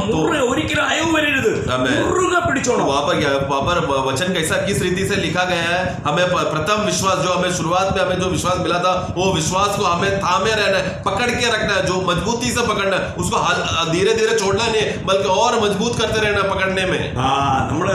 എനിക്ക് കഴിയും, ഞാനിപ്പോൾ ഇനി കുഴപ്പമില്ല, ഞാൻ നല്ലപോലെ എനിക്ക് നല്ല അറിവുണ്ട്, കഴിവുണ്ട് എന്നൊക്കെ ചിന്തിച്ചാൽ പറ്റൂല. നമ്മൾ ഈ വിശ്വാസത്തെ മുറുകെ പിടിച്ചോണം. हाँ, मुझे इतना साल हो गया, मैं प्रभु में हूँ, मुझे बहुत बातें मालूम है, ये सब बातें उसे बचाएगा नहीं, बल्कि वो अंत तक वो विश्वास को थामे रहना, पकड़ के रखना जोर से. അങ്ങനെയെങ്കിലേ നമുക്ക് ക്രിസ്തുവിൽ ഭാഗമാക്കുള്ളൂ. वही तो हमें ऐसा करेगा तो ही हमें मसीह के साथ सहभागी मिलेगा. അങ്ങനെയുള്ളവർക്കാണ് വെളിപ്പാട് 3:11 വായിക്കുന്നത് പോലെ അവർക്ക് വേണ്ടി ഒരുക്കിയിരിക്കുന്ന ആ കിരീടം പ്രാപിക്കാൻ കഴിയുള്ളൂ. ऐसे लोगों के विषय में वो प्रकटीकरण का पुस्तक 3:11 में हम पढ़ते हैं कि उन लोगों के लिए मुकुट तैयार करके रखा है. അവര് അല്ലെങ്കിൽ അത് നഷ്ടമാകും. नहीं तो वो लोग वो मुकुट खो सकते हैं. കിരീടം നമ്മൾ മുറുകെ പിടിക്കുന്നില്ലെങ്കിൽ നഷ്ടമാകും. यदि अगर मुकुट को अगर हम थामे नहीं रहे तो वो खो सकते हैं. വളരെ ശ്രദ്ധിക്കണം. ध्यान से सुनना. 3:11 എന്താ പറയുന്നത്? प्रकटीकरण 3:11 पढ़ेंगे. रेवलेशन 3:11. ഞാൻ വേഗം വരുന്നു, നിന്റെ കിരീടം ആരും എടുക്കാതിരിക്കാൻ തക്കവണ്ണം നിനക്കുള്ളത് പിടിച്ചുകൊള്ളുക. പിടിച്ചോ, മുറുകെ പിടിച്ചോ. मैं पढ़ेंगे प्रकटीकरण रेवलेशन 3:11. मैं शीघ्र ही आने वाला हूँ, जो कुछ तेरे साथ है उससे शामिल रहो, कि कोई तेरा मुकुट छीन न ले. हाँ, जो कुछ तेरे पास उससे थामे रहे उसको जोर से मजबूती से पकड़े रख, कोई तेरा मुकुट छीन ना ले। പ്രിയമുള്ളവരെ, നമ്മുടെ ജീവിതത്തിൽ എവിടെയെങ്കിലും നമ്മളെ വഴിതെറ്റിക്കുവാൻ, നമ്മളെ ഒന്ന് ഇടറി വീഴിക്കുവാൻ ശത്രു ശ്രമിക്കും. क्योंकि शैतान हमें कहां से भी कैसे भी करके रास्ते में से भटकाने के लिए या रास्ते में गिरा देने के लिए शैतान पूरा कोशिश करेगा। നമുക്കുള്ള കിരീടം നഷ്ടപ്പെടാതിരിക്കാൻ നമ്മൾ സൂക്ഷിക്കണം. इसलिए हमें मिला हुआ उस मुकुट को हम खो ना देने के लिए हमें प्रभु को थामे रहे। നമുക്ക് വിശ്വാസത്തെ മുറുകെ പിടിക്കണം. हमें विश्वास को जोर से थामे रहना है। ഈ വിശ്വാസ യുദ്ധകളത്തിൽ വിശ്വാസത്തിന് വേണ്ടി നല്ല പോർ പൊരുതണം. ये विश्वास के इस युद्ध भूमि में विश्वास को थामे रहने के लिए अच्छा युद्ध लड़ना है। എങ്ങനെയെങ്കിലും പോരാടിയ പോരാ, कैसा भी युद्ध करना ऐसा नहीं। നമുക്കറിയാം 2 തിമോത്തി 2:5 വായിക്കുന്നത്, 2 तिमोथी 2:5 में हम पढ़ते हैं, ഒരുത്തൻ മല്ല് കെട്ടിയാലും ചട്ടപ്രകാരം പോരായികയിൽ കിരീടം പ്രാപിക്കില്ല. पढ़ेंगे 2 तिमोथी 2:5। फिर अखाड़े में लड़ने वाला यदि विधि के अनुसार न लड़े तो मुकुट नहीं पाता। हाँ, तो विधि के अनुसार अगर वो नहीं लड़ेगा तो उसको मुकुट नहीं मिलेगा। പ്രിയമുള്ളവരെ, നമുക്ക് ആ നിയമപ്രകാരം നിയമം ലംഘിച്ചാൽ കിരീടം ലഭിക്കില്ല. तो हमें उस नियम के अनुसार जो कानून कैसा बताया है उस नियम के अनुसार करना है। नियम को तोड़ दिया तो मुकुट नहीं मिलेगा। അതിന്റെ എല്ലാം അടിസ്ഥാനം വിശ്വാസമാണ്. ये सबका नींव बात है विश्वास। പ്രിയമുള്ളവരെ, നമ്മൾ അതിൽ നിന്ന് എങ്ങനെയെങ്കിലും വഴിതെറ്റിയാൽ നമുക്ക് ഇത് നഷ്ടമാകും. इसलिए इस सब बातों से अगर हम लोग भटक जाएंगे तो हम मुकुट खो बैठ सकते हैं। നമുക്ക് ഇന്ന് വിശ്വാസം നമ്മൾ കാത്തിരിക്കുന്നു എന്ന് പറയാൻ കഴിയുമോ? कि आज मैंने विश्वास को थामा है करके आप लोग बोल सकते हैं क्या? അത് ഉറപ്പുള്ളതുകൊണ്ടാണല്ലോ പൗലോസ് 2 തിമോത്തി 4:8 പറഞ്ഞത്. वो पौलोस को अच्छा निश्चय था, इसके लिए तो वो 2 तिमोथी 4 का में वो कहता है, वो सॉरी 2 तिमोथी 4:8 में वो कहता है। അവിടെ എന്താണ് പറയുന്നത്? वो क्या कहता है? താൻ വിശ്വാസം കാത്തു, मैंने विश्वास को थामे रखा, അതുകൊണ്ട് പറയുകയാണ്, इसलिए वो कहता है ഇനി നീതിയുടെ കിരീടം എനിക്കായി വെച്ചിരിക്കുന്നു. इसके वजह से धार्मिकता का मुकुट मेरे लिए संभाले रखा है। അപ്പോൾ അത് എനിക്ക് മാത്രമല്ല, वो सिर्फ मेरे लिए ही नहीं, എന്നെ പോലെ ഈ നിലയിൽ വിശ്വാസത്തിന് വേണ്ടി കാത്ത് അതിനെ സൂക്ഷിച്ച എല്ലാവർക്കും കിട്ടും. बल्कि मेरे समान जिन लोगों ने भी विश्वास को इस तरह थामे रखा है, थामे रहते रहते प्रभु का आगमन तक वो इंतजार करता है, उन लोगों को ये मुकुट मिलेगा। ഞാൻ ഒരു കാര്യം ഞാൻ ഓർപ്പിക്കട്ടെ ദൈവമക്കളെ, मैं एक और बात आप लोगों को याद दिलाना चाहता हूँ प्रियो, നമ്മള് കാലത്തിന്റെ അന്ത്യത്തിലെത്തിയിരിക്കുകയാണ്. हमें इस युग का अंत में हम पहुंच चुके हैं। ഇനി നമുക്ക് അധികം സമയമില്ല. अभी हमारे पास ज्यादा समय नहीं है। നമുക്ക് ഇപ്പോൾ ഞാൻ പറയുന്നത് ദൈവമക്കളോടുള്ള ബന്ധത്തിൽ ഞാൻ ഒരു കാര്യം ഓർപ്പിക്കട്ടെ. നമുക്ക് എല്ലാവർക്കും നമ്മളെ സ്നേഹിക്കുന്ന കർത്താവ് കൂടുതലായി ദൈവസന്നിധിയിലായിരുന്നുകൊണ്ട് കർത്താവിനോട് കൂടി കൂടുതൽ അടുക്കുവാൻ നമുക്ക് അവസരം തന്നിരിക്കുക. इसके लिए अभी का जो ये समय प्रभु जो है, प्रभु की उपस्थिति में और अधिक बने रहने के लिए, प्रभु में और जुड़ जाने के लिए एक अच्छा समय प्रभु ने दिया है। നമ്മൾ ചിലപ്പോൾ ഇന്ന് ഇത് കേട്ടുകൊണ്ടിരിക്കുമ്പോൾ കർത്താവ് വരാം. आमीन। अगर आज हम लोग ये वचन सुनते समय में शायद प्रभु आकर हमें ले जा सकता है। ആ പ്രതീക്ഷ ചിലപ്പോൾ നിങ്ങൾക്ക് കാണിയില്ല. वो आशा आप लोग में रहेगा क्या मुझे नहीं मालूम, എന്നാൽ ഞാൻ വിശ്വസിക്കുന്നു, ഞാൻ അത് തന്നെ ഞാൻ ഉറച്ചുകൊണ്ടാണ് ഞാൻ ഇപ്പോൾ നിങ്ങളോട് लेकिन സംസാരിക്കുന്നത്. मैं उसे अच्छा मैं विश्वास करता हूँ और उसी आशा में और खुशी से मैं आपको बताना चाहता हूँ कि प्रभु अभी आ सकता है। ദൈവമക്കളെ, ഇനി അധികം സമയമില്ല. हे प्रिय, अभी ज्यादा समय नहीं है। ഏത് സമയത്തും കാഹളം ധരിക്കാം. कोई भी पल तुरैया फूकी जा सकती है। കർത്താവ് സമയത്തെ നമ്മള് 1 കൊരിന്ത്യർ 7:29 അവസാനം വായിക്കുന്നത് ഇങ്ങനെയാണ്. पहला कोरिन्थी 7:29 का आखिरी भाग में हम पढ़ते हैं, കാലം ചുരുങ്ങിയിരിക്കുന്നു. समय जो है वो पढ़ेंगे 7:29। പല കൊരിന്തി पहला कोरिन्थी 7:29 का शुरुआत में लिखा है हिंदी में। हाँ, देखो समय कम किया गया है। ഈ വാക്യം കേൾക്കുമ്പോൾ നിങ്ങൾക്കൊരു ഞെട്ടലുണ്ടാവും. ये वाक्य सुनकर आपको एक डर आया क्या? നമുക്കറിയാം, പരീക്ഷ എഴുതിക്കൊണ്ടിരിക്കുമ്പോൾ പിന്നെ ഇനി 5 മിനിറ്റ് ഉള്ളത് കേൾക്കുമ്പോൾ നമുക്ക് ഭയങ്കര ഞെട്ടൽ. हम देखो जो परीक्षा लिखने जाते हैं बच्चे लोग 5 मिनट है करके अनाउंस करे तो सब डर जाते हैं ना। എന്താണ് കാരണം? ഇനി ഒരുപാട് ബാക്കിയുണ്ട്. क्योंकि मुझे बहुत बातें लिखना बाकी था, लेकिन 5 ही मिनट बचा है। ദൈവമക്കളെ, ഇനി നമ്മൾ പ്രതീക്ഷിക്കുന്നത് പോലെ ഇനി ഒരു നീണ്ട കാലയളവില്ല ദൈവമക്കളെ. इसलिए हे प्रिय प्रभु के लोगों, अभी हम जैसा सोचने वाला, हम जैसा उम्मीद रखा है, ऐसा ज्यादा समय नहीं है, कुछ पल ही बाकी है। കാലം ചുരുക്കി, ദൈവം കാലത്തെ ചുരുക്കിയിരിക്കുക. क्योंकि प्रभु ने समय को कम कर दिया है। നമ്മൾ അത് തന്നെയാണ് നമ്മൾ റോമാലേഖനം 13:11 വായിക്കുന്നത്. रोमियो उसका 13:11। അപ്പോൾ നാം വിശ്വസിച്ച സമയത്തേക്കാൾ രക്ഷ ഇപ്പോൾ നമുക്ക് അടുത്തിരിക്കുന്നു. രക്ഷ ഇപ്പോൾ നമുക്ക് അടുത്തിരിക്കുന്നു. रोमियो 13:11 पढ़ेंगे। समय को पैसा कर वैसा ही करो, इसलिए कि आप तुम्हारे लिए नींद से जाग उठने की घड़ी आ पहुंची है। हाँ। क्योंकि उस समय हमने विश्वास किया था, उस समय के विचार से अब हमारा उद्धार निकट है। देखो वो उद्धार मतलब हमारे शरीर का उद्धार का वो बात निकट एकदम निकट आ चुका है अभी। ദൈവമക്കളെ, നമ്മളൊരു കാര്യം മനസ്സിലാക്കണം. കർത്താവ് പറഞ്ഞിരിക്കുന്ന ആ വചനങ്ങളെ നമ്മൾ ശരിക്കും അപഗ്രഥിച്ചാൽ ഒരു കാര്യം വ്യക്തമായി നമുക്ക് മനസ്സിലാകും. ഇനി നമുക്ക് അധികം ദിവസം കാത്തിരിക്കേണ്ടി വരികയില്ല. Amen. इसलिए प्रियो, प्रभु को वचन को जो लोग मानते हैं, वो मानने वाले लोग में एक बात अच्छा गवाही देगा कि ये है कि अभी ज्यादा समय और लंबा जाने वाला नहीं है, कुछ ही पल बाकी है। ഞാൻ ഒരു കാര്യം നിങ്ങൾ ഓർപ്പിക്കട്ടെ. मैं एक बात आप लोगों को याद दिलाना चाहता हूँ। കർത്താവ് പറഞ്ഞല്ലോ, കർത്താവിന്റെ വരവിനോടുള്ള ബന്ധത്തിൽ അല്ലെ കർത്താവ് പറഞ്ഞത് എന്താണെന്ന് അറിയാമോ? प्रभु का आगमन के विषय में प्रभु एक बात कहा वो मैं बताना चाहता हूँ। മത്തായി 24:37 മുതൽ 39 വരെയുള്ള വാക്യം. मत्ती का पुस्तक उसका 24वां अध्याय उसका 37 से 39 तक। നോഹയുടെ കാലം പോലെ തന്നെ മനുഷ്യപുത്രന്റെ വരവും ആകും. ജലപ്രളയത്തിന് മുമ്പുള്ള കാലത്ത് നോഹ പെട്ടകത്തിൽ കയറിയ നാൾ വരെ അവർ തിന്നും കുടിച്ചും വിവാഹം കഴിച്ചും വിവാഹത്തിന് കൊടുത്തും പോന്നു. ജലപ്രളയം വന്നു, എല്ലാവരെയും നീക്കിക്കളയോടും അവർ അറിഞ്ഞതുമില്ല. മനുഷ്യപുത്രന്റെ വരവും അങ്ങനെ തന്നെയാകും. पढ़ेंगे मैथ्यू चैप्टर 24 37 से 39। जैसे नूह के दिन थे, वैसा ही मनुष्य के पुत्र का आना भी होगा। क्योंकि जैसे जल प्रलय से पहले के दिनों में जिस दिन तक नूह घाट पर न चढ़ा, उस दिन तक लोग खाते पीते थे और उनमें ब्याह होते थे। और जब तक जल प्रलय आकर उन सबको बहा न ले गया, तब तक उनको कुछ भी मालूम न पड़ा। वैसे ही मनुष्य के पुत्र का आना भी होगा। അപ്പോൾ നമ്മളോട് ഒരു കാര്യം വ്യക്തമായി മനസ്സിലാക്കണം. കർത്താവിന്റെ വരവിനോടുള്ള ബന്ധത്തിൽ കർത്താവ് തന്നെ പറഞ്ഞ ഒരു വലിയ സൂചനയാണ് നോഹയുടെ കാലം പോലെ തന്നെയുള്ള ഒരു കാലം. तो इसलिए प्रभु का आगमन के विषय में प्रभु ने वहां पर एक सूचना के रूप में मतलब एक चेतावनी के रूप में जो दिया हुआ बात वो है कि नूह के दिन के समान रहेगा प्रभु का आगमन का समय भी। നോഹയുടെ കാലത്തെ പഠിച്ചിരിക്കുന്ന അല്ലെങ്കിൽ ഉൽപ്പത്തി പുസ്തകം 6-ാം അധ്യായം പഠിച്ചിരിക്കുന്ന ഏതൊരു വ്യക്തിക്കും മനസ്സിലാകും അതേ കാലത്തെക്കാളും വഷളായ ഒരു ലോകത്തിലാണ് നമ്മൾ ജീവിക്കുന്നത്. जिन्होंने उत्पत्ति का पुस्तक 6वां अध्याय नूह के समय के बातों या नूह के दिनों के बातों में जिसने अच्छी तरह से वो वाक्यों को पढ़ा रहेगा उन लोगों को मालूम रहेगा जैसे नूह के दिनों में ये दुनिया भ्रष्ट हुआ है, आज के ये दुनिया उससे भी ज्यादा भ्रष्ट हो अवस्था में जी रहा है। ഇന്നലെ തന്നെ ഒരു വാട്സപ്പിനകത്ത് ഒരു ഇത് കിട്ടി. കുറെ കുഞ്ഞുങ്ങളെ അവരുടെ അവയവങ്ങൾ എടുത്തിട്ട് അവരെ ഒരു വണ്ടിയുടെ ഒരു കണ്ടെയ്നറിനകത്തിട്ട് ചെന്നൈയിൽ എത്തിയ ഒരു കാര്യം നിങ്ങൾക്ക് കിട്ടിക്കാണും.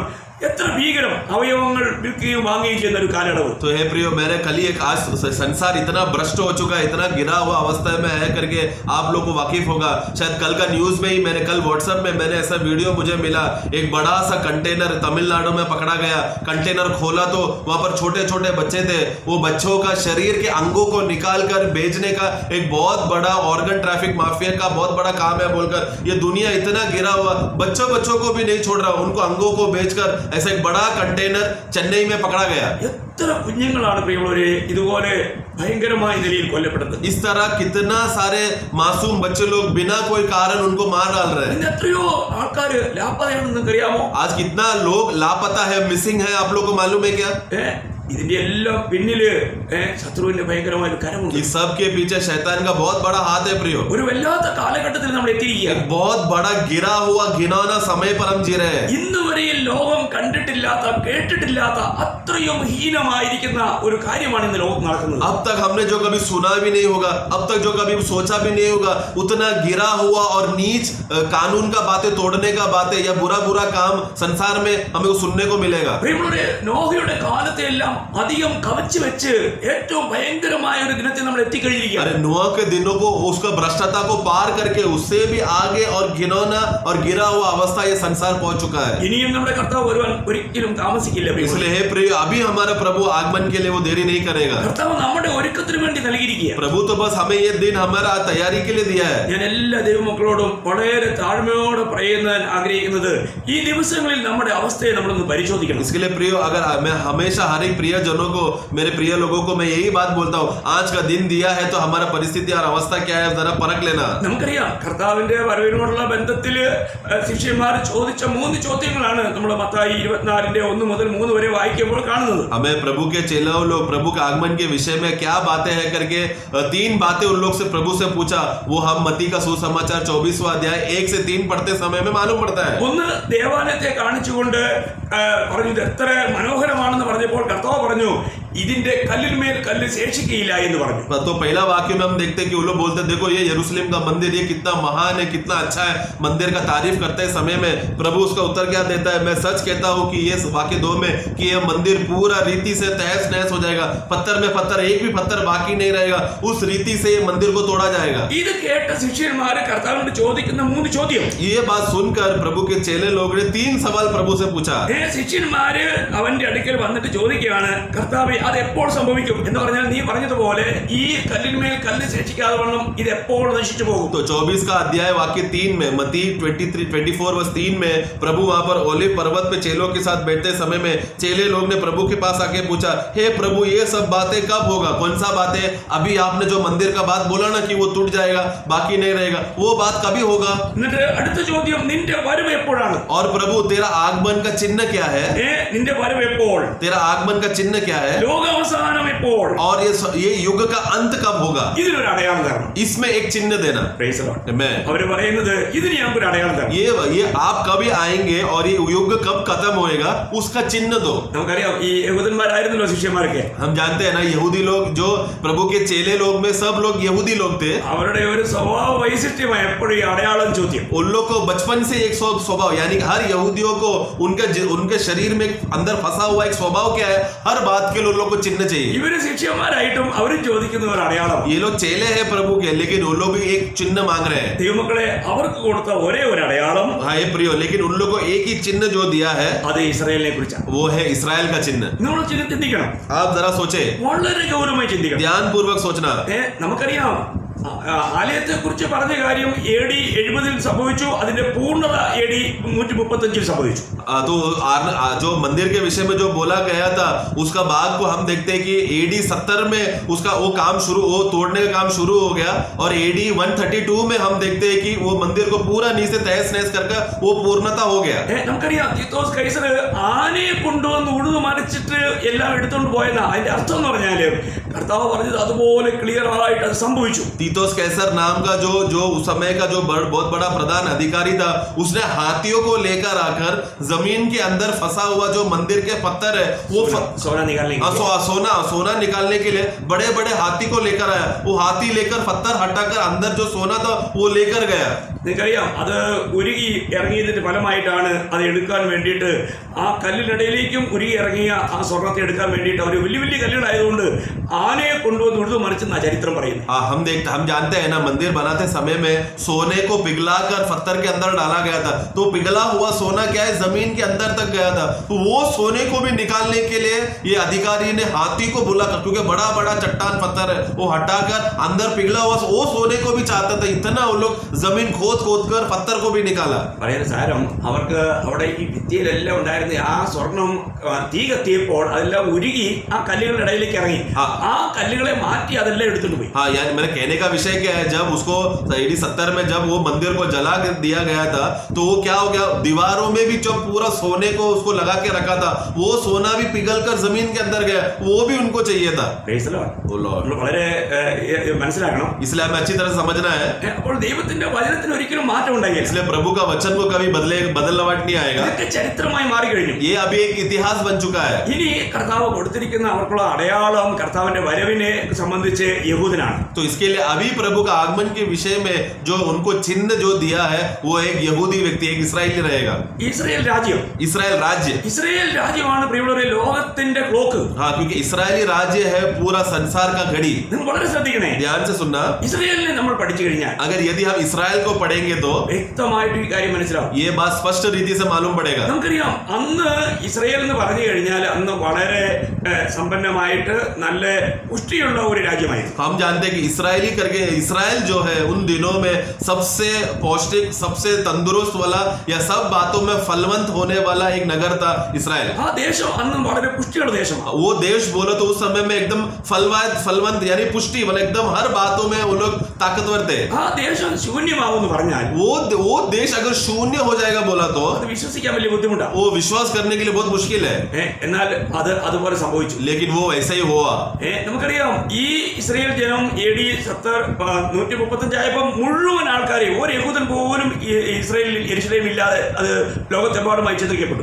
और ये इस्राएल का अवस्था, यरूशलेम का अवस्था सन AD 135 में क्या हो गया, यरूशलेम में एक भी यहूदी ना पाए बोलकर उतना बड़ा उपद्रव आया, इसराइली पूरा दुनिया में फैल गया. മാത്രമല്ല केवल उतना ही नहीं, അതിനെ കംപ്ലീറ്റ് ദൈവം ശൂന്യമാക്കി. वो यरूशलेम को पूरा शून्य कर दिया. അവിടെ മഴ ദൈവം നിർത്തിക്കളഞ്ഞു. उधर बारिश को प्रभु रोक दिया. നമുക്കറിയാം യേശയ്യാ പ്രവചനം 5-ാം അധ്യായം 5-6 വാക്യം. यशायाह का पुस्तक 5वां अध्याय 5 और 6 जब हम पढ़ते हैं, ദൈവം ഈ ദേശത്തിന്റെ മേൽ ദൈവം മേഘങ്ങളോട് കൽപ്പിച്ചിട്ട് അവിടെ മഴ നിർത്തിക്കളഞ്ഞു. प्रभु ने बादलों से बात कर उधर का बारिश को रोक दिया था. നമുക്ക് യേശയ്യാ 5-ാം അധ്യായത്തിന്റെ 5-6 വാക്യത്തിൽ വേണേ വായിക്കാം. यशायाह का पुस्तक 5 और 6 में हम पढ़ते हैं. Isaiah chapter 5 verse 5 and 6. ആകയാൽ വരുവിൻ, ഞാൻ എൻ്റെ മുന്തിരിത്തോട്ടത്തോട് എന്തു ചെയ്യും എന്ന് നിങ്ങൾ അറിയിക്കാം.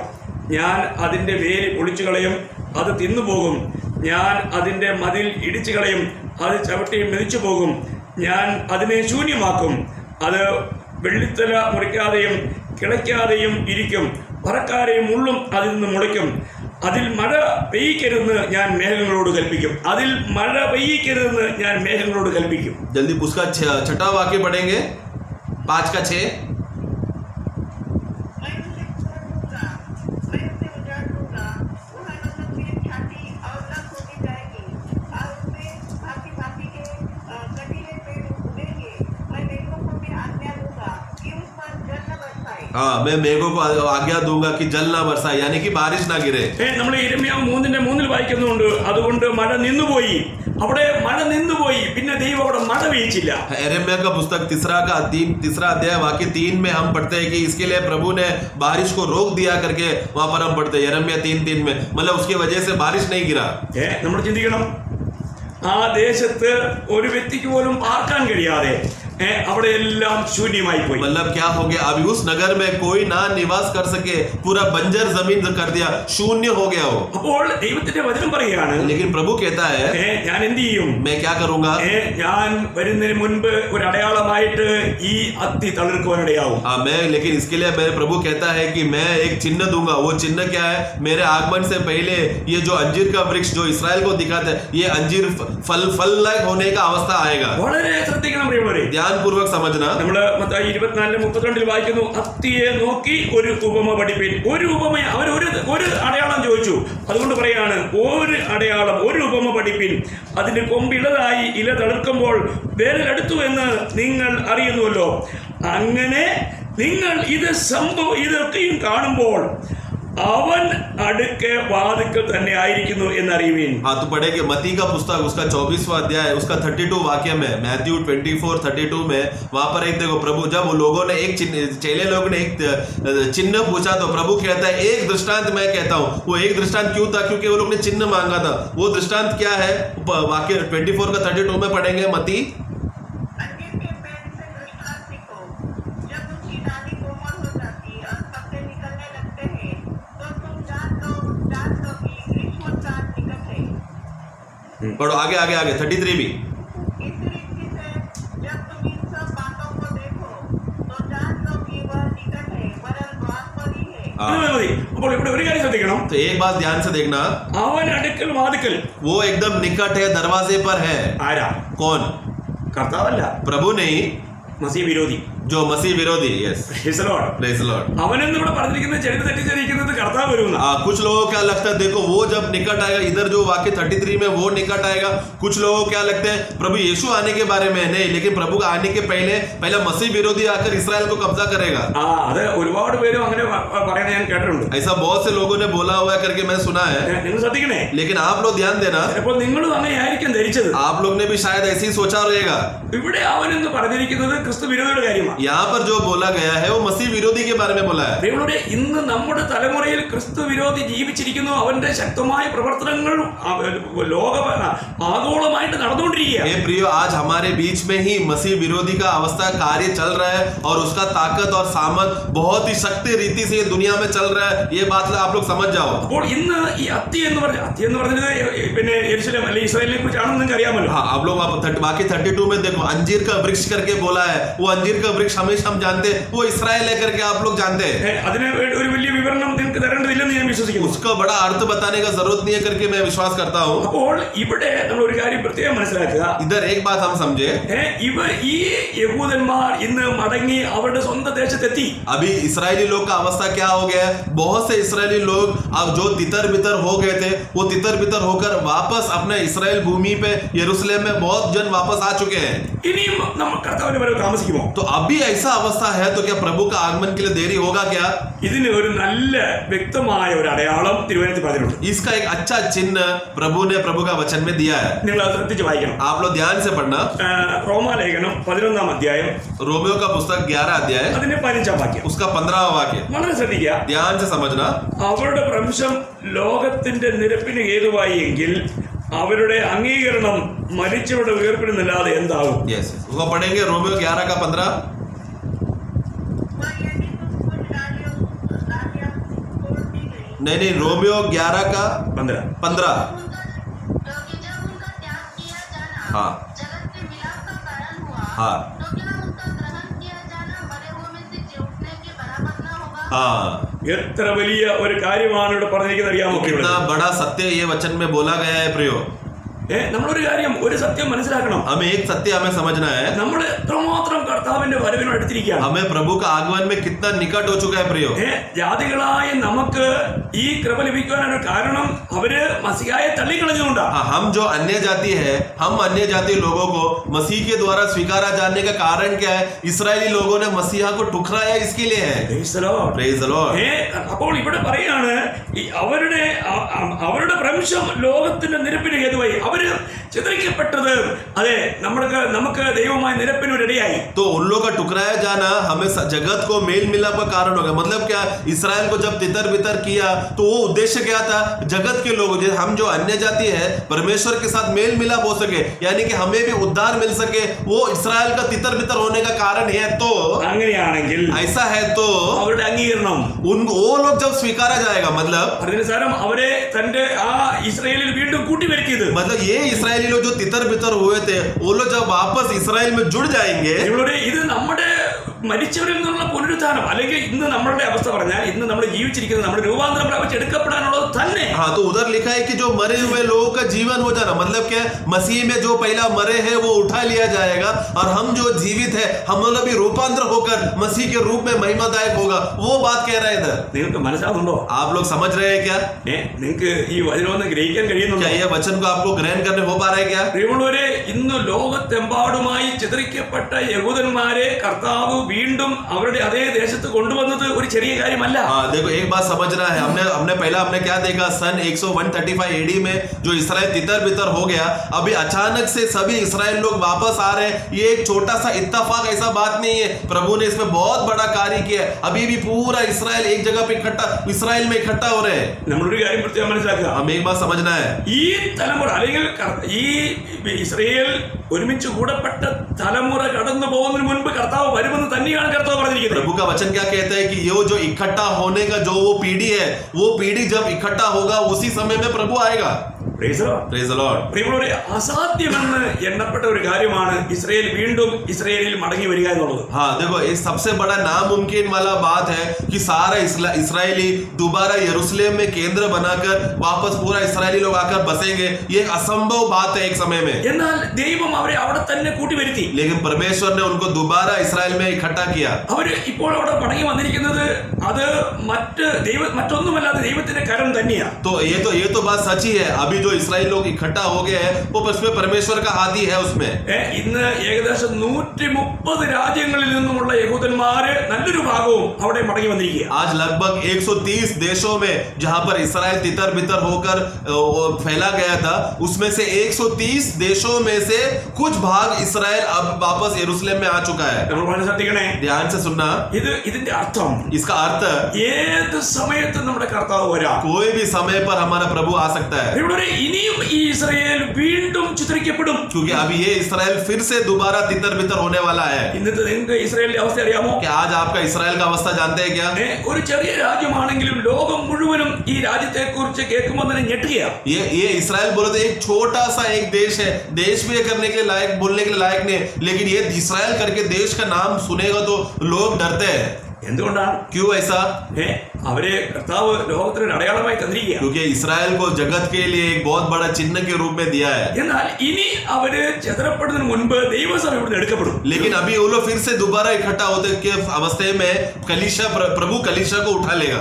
ഇനിയും അവരുടെ മേൽ ഒരു വലിയ ക്ലേശമുണ്ടായിട്ട് അവർ വീണ്ടും ഇസ്രായേലിൽ നിന്ന് ചെതറിക്കപ്പെടും. ഇത് ഇപ്പോഴത്തെ അവസ്ഥയിൽ പറഞ്ഞു കഴിഞ്ഞാൽ ഇസ്രായേലിൽ പണിയപ്പെട്ടിരിക്കുന്ന നഗരങ്ങളെ കണ്ടു കഴിഞ്ഞാൽ ഇനിയൊരു ചെതറിപ്പോക്ക് ഇല്ലെന്ന് തോന്നും. हाँ, तो अभी प्रभु इसराइल में एक बहुत बड़ा आपत्ति आने वाला है, एक बहुत बड़ा उपद्रव इसराइल के ऊपर आने वाला है। अभी इसराइल का हालत और अवस्था देखे तो उनका नगर कितना मजबूती से बढ़ा गया है, उनका आर्मी फोर्स कितना शक्ति है, ये सब देखो तो लोगों को क्या लगेगा इसराइल एकदम सुरक्षित है, लेकिन ऐसा नहीं रहेगा प्रियो। एक बहुत बड़ा आपत्ति प्रभु इसराइल के इकट्ठा हुआ, अभी के इकट्ठा हुआ इसराइल पर लाएगा, उसके वो समय पर प्रभु कलीसिया को उठा लेगा। അപ്പോൾ ഇവിടെ നമ്മൾ മത്തായി 24:34 വായിക്കുന്നു. मती का पुस्तक उसका 24 का 34 में हम पढ़ते हैं, मैथ्यू 24:34। ഇതൊക്കെയും സംഭവിക്കുമ്പോഴും ഈ തലമുറ ഒഴിഞ്ഞു പോകുകയില്ല എന്ന് ഞാൻ സത്യമായിട്ട് നിങ്ങളോട് പറയുന്നു എന്ന് പറഞ്ഞാൽ ഇസ്രയേലെ ഒരുമിച്ച് കൂട്ടുന്ന തലമുറ തീരുന്നതിന് മുൻപ് കർത്താവ് വരുമെന്നാണ് പറഞ്ഞിരിക്കുന്നത്. पढ़ेंगे उसका 24 का 34। मैं तुमसे सच कहता हूँ कि जब तक ये बातें पूरी न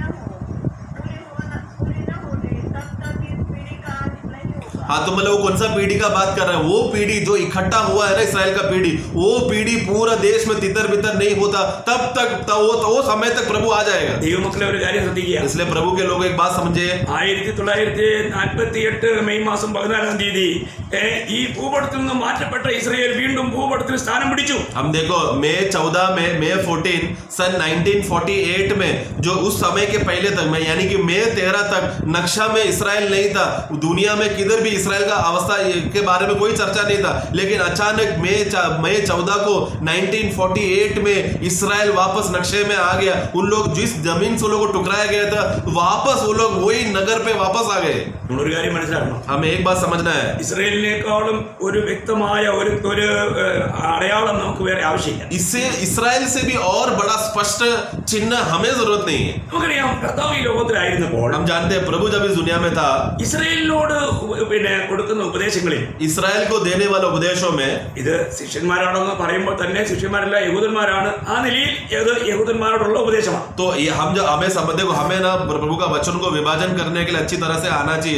जब भले ही प्रभु जब चेलों से बात करते समय में वो चेले लोग यहूदी लोग भी है, इसलिए चेले को जब संदेश देते समय में उसमें से इसराइल को भी वो भाग उसका संदेश है करके ये बात हमें समझना है। നമുക്ക് മത്തായിയുടെ സുവിശേഷം 5-ാം അധ്യായം അതിന്റെ 3 മുതൽ 12 വരെ വായിക്കുമ്പോൾ ഇസ്രായേലിനോട് ദൈവം അനുഗ്രഹത്തിന്റെ വചനങ്ങൾ പറഞ്ഞുകൊണ്ടാണ് ആരംഭിച്ചത്. അനുഗ്രഹത്തിന്റെ വചനം പറഞ്ഞുകൊണ്ട്. हाँ, हम लोग मती का सुसमाचार उसका 5वां अध्याय जब हम प्रभु चेलों से बात किया यानी इसराइल से बात करते समय में आशीष का वचन से प्रभु ने शुरुआत किया था। അല്ലെ നിങ്ങൾക്കറിയാം ഭാഗ്യവാൻ 9 ഭാഗ്യവാന്മാരുടെ വർണ്ണന പറഞ്ഞുകൊണ്ടാണ് ദൈവം ഇസ്രായേലിനോട് സംസാരിക്കാൻ ആരംഭിച്ചത്. हम देखते हैं कि वहां पर धन्य है धन्य है धन्य है बोलकर मतलब कि आशीष का बात है, मतलब धन्य अवस्थे का। तो प्रभु जब इसराइल से बात करते समय में मती का पुस्तक 5वां अध्याय में उसी अध्याय में 9 बार तू धन्य है करके बोलकर इसराइल से बात शुरू किया। ഒരു രീതിയിൽ പറഞ്ഞാൽ एक रीति से कहा तो അവർക്ക് സ്വർഗരാജ്യത്തിന്റെ വാഗ്ദത്തങ്ങൾ പറഞ്ഞുകൊണ്ടായിരുന്നു ആരംഭം. हाँ, मतलब उन लोगों को परमेश्वर के राज्य में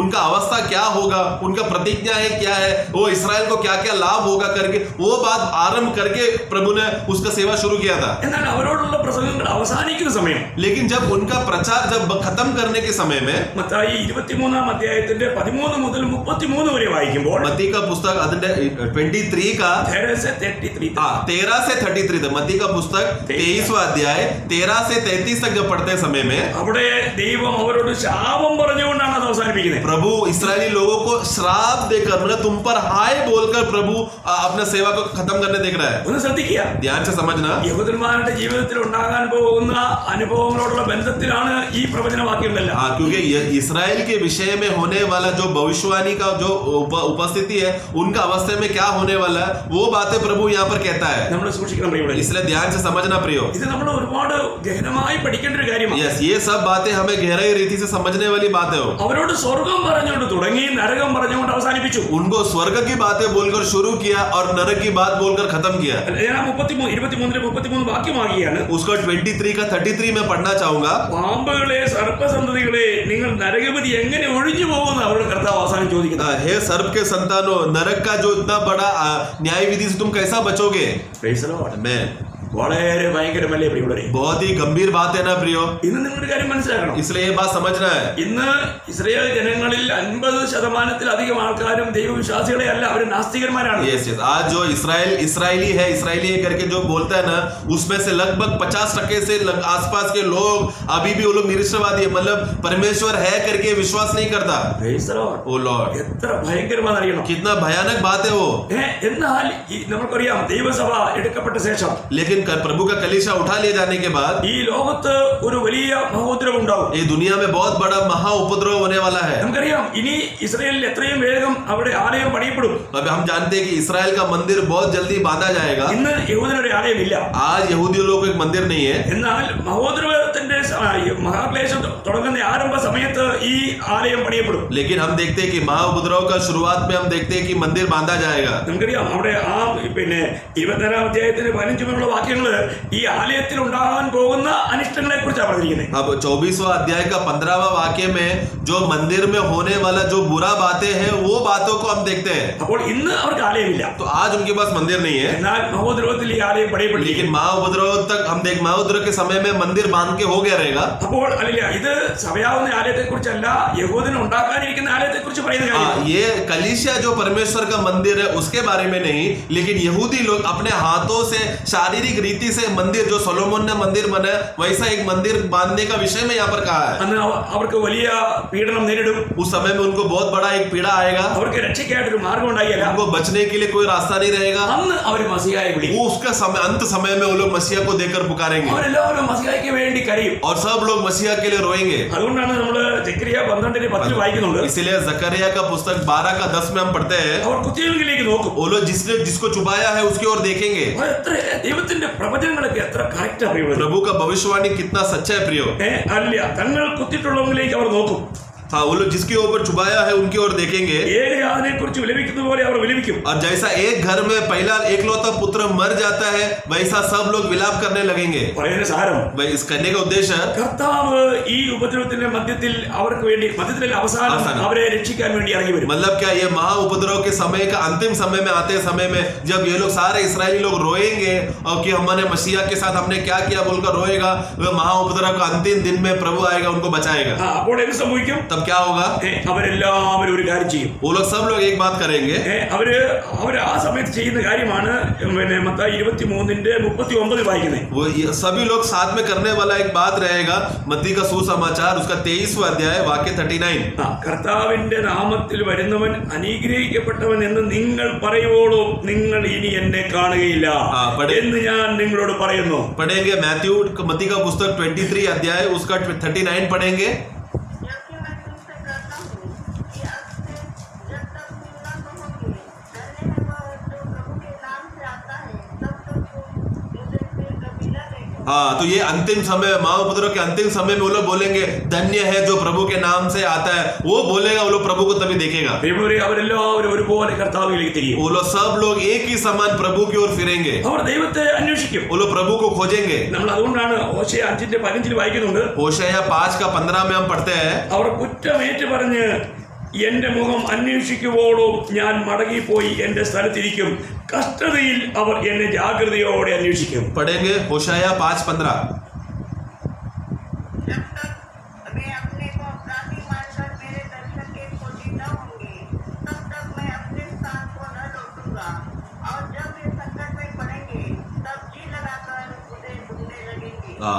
जीव लगाकर ढूंढेंगे उनको। ദൈവമക്കളെ, അന്ന് ഇസ്രയേലും മൊത്തം ഒരുമിച്ച് എല്ലാവരും ഈ ദൈവത്തിലേക്ക് തിരിയുവാനിടയായി. तो उस दिन जितने भी बचे हुए इस्राएल रहेंगे वो लोग सब लोग एक साथ एक मन होकर ये सच्चा मसीहा को वो लोग खोजकर प्रभु की ओर मुड़ेंगे। എന്നാൽ അതിനു മുൻപ് लेकिन उसके पहले നമ്മുടെ കർത്താവ് നമുക്കായി വരും. हमारा प्रभु हमारे लिए आएगा, कलीसिया के लिए आएगा। ഇന്ന് നമ്മുടെ കർത്താവ് ഇന്ന് വരും എന്നുള്ള പ്രതീക്ഷയിൽ നമ്മൾ ഒരുങ്ങിയിരിക്കുന്നു. लेकिन हमारा मन कैसा है कि प्रभु हमारा आज आएगा और आज हमें लेकर जाएगा। क्या ये ऐसा तैयारी है क्या आप लोगों को? ഇന്ന് കർത്താവ് വന്നാൽ നമുക്ക് ലജ്ജിതരാകേണ്ടി വരുമോ? क्या आज प्रभु आएगा तो हमें लज्जित होना पड़ेगा, ऐसा है क्या? ഇനി ഈ സമയത്ത് നമ്മൾ നമ്മുടെ അവസ്ഥ ഒന്ന് പരിശോധിക്കണം. इसलिए ये परिस्थिति में हमें हमारा अवस्था को समझना है। നമ്മുടെ ജീവിതം ഇന്ന് ദൈവസഭയിൽ എങ്ങനെയുണ്ട്? तो आज हमारा जीवन में आज हमारा परिस्थिति कैसा है? നമുക്ക് നമ്മളെ തന്നെ ഒന്ന് ശോധന ചെയ്യാം. हमें अपने आप को परखे जांचे। ഇന്ന് ഞാൻ കർത്താവിന് വേണ്ടി ഒരുങ്ങിയിരിക്കുകയാണോ? तो क्या आज मैं प्रभु के आगमन के लिए तैयार हूँ क्या? ഈ ലോകം ക്രിസ്തു വിരോധിയുടെ വരവിന് വേണ്ടി അവരെ ഒന്ന് ഒരുങ്ങിയിരിക്കുക. ये संसार देखो मसीह विरोधी के आगमन के लिए इंतजार कर रहे हैं നമ്മൾ കർത്താവിന്റെ വരവിന് വേണ്ടി കാത്തിരിക്കുക. और हम लोग प्रभु के आगमन के लिए तैयार कर रहे हैं। നമ്മളൊരു കാര്യം ചെയ്യണം. इसलिए हमें एक बात करना है, കാരണം നമുക്കറിയാം, നമുക്ക് ഒരിക്കൽ കർത്താവ് വന്നു കഴിഞ്ഞാൽ പിന്നീട് പ്രവർത്തിക്കാൻ അവസരമില്ല. क्योंकि एक बार प्रभु आ गया फिर भले कार्य करने के लिए समय नहीं रहेगा। നമ്മൾ ഇപ്പോൾ അതൊന്ന് ചെയ്യണം. इसलिए अभी है वो समय। നമ്മൾ പരിശോധിക്കണം. हमें जांचना है अपने आप को, നമ്മുടെ പ്രവർത്തനങ്ങളെ പരിശോധിക്കണം. हमें अपने क्रियाओं को जांचना है। ഇതിൽ ഒന്ന് രണ്ട് വാക്യോട് പറഞ്ഞ് ഞാൻ അവസാനിക്കാം. एक दो बातें बोलना चाहता हूँ। ഗലാത്യർ ലേഖനം 6-ാം അധ്യായം 4-ാം വാക്യത്തിന്റെ ആരംഭം. गलातियों का पुस्तक उसका 6वां अध्याय वाक्य 4 Galatians 6:4 ഓരോരുത്തൻ താന്താന്റെ പ്രവൃത്തിയെ ശോധന ചെയ്യട്ടെ. सभी लोग अपने अपने क्रियाओं को परखो। വളരെ സൂക്ഷിക്കണം പ്രിയപ്പെട്ടവരെ. ध्यान से समझना, നമ്മൾ ഓരോരുത്തൻ അവനവന്റെ പ്രവൃത്തിയെ, നമുക്ക് മറ്റൊരുവന്റെ പ്രവൃത്തിയെ നമ്മൾ ശോധന ചെയ്യണ്ട. हमें इसलिए सभी लोग अपने अपने कामों को हम परखे, दूसरे का कामों को ना देखे। ഇന്ന് പലർക്കും പല വിശുദ്ധന്മാരും മറ്റുള്ളവരെ ഇങ്ങനെ ചോദന ചെയ്തുകൊണ്ടിരിക്കുക. അവരെ ചോദന ചെയ്യാൻ അവർക്ക് സമയമില്ല. हाँ, आज सभी लोग दूसरों को जांचते हैं, दूसरों के ऊपर उंगली उठाते हैं, अपने आप पे परखने के लिए समय नहीं उनके पास। പ്രിയപ്പെട്ടവരെ, അബദ്ധമൊന്നും ചെയ്യരുത്. इसलिए प्रिय ऐसा गलती ना करे। നമ്മുടെ പ്രവൃത്തികൾ ഇന്ന് എങ്ങനെയുണ്ട്? हमारा सब कार्य भला कार्य कैसा है? നമുക്ക് പ്രതിഫലം പ്രാപിക്കുവാൻ തക്കവണ്ണം നമ്മുടെ പ്രവൃത്തികൾ നമ്മൾ ചെയ്യുന്നുണ്ടോ എന്നാ പരിശോധിക്കണ്ടേ. हमें प्रतिफल के लायक वाला काम हम कर रहे हैं कि नहीं, ये बात हमें जांचना है। നമ്മുടെ ജീവിതത്തിലെ കണക്കൊന്ന് നോക്കുവാൻ നമ്മുടെ സമയം അതിക്രമിച്ചിരിക്കുന്നു. हमारा जीवन के बातों का हमें हिसाब लेने का विषय में समय हमारे अंदर एकदम अभी कम है। ദൈവം നമ്മളെ ഏൽപ്പിച്ചിരിക്കുന്ന കാര്യങ്ങളിലൊക്കെ നമ്മുടെ വിശ്വസ്തത എത്രമാത്രം ഉണ്ട്? प्रभु ने हमको जो भी जिम्मेदारी दिया है उस सब बातों में हम लोग कितना विश्वास योग्य है, ये देखने का समय है। നമ്മളോട് കർത്താവ് കണക്ക് ചോദിക്കാൻ പോകുകയാണ്. क्योंकि अभी प्रभु हमसे हिसाब लेखा लेने वाला है। എന്നാൽ നമുക്ക് അതിന്റെ ഒരുക്കത്തിൽ നമ്മൾ ആയിരിക്കുന്നുണ്ടോ? लेकिन क्या हम लोग उसका तैयारी में हम लोग है क्या? Praise the Lord. प्रभु की स्तुति हो।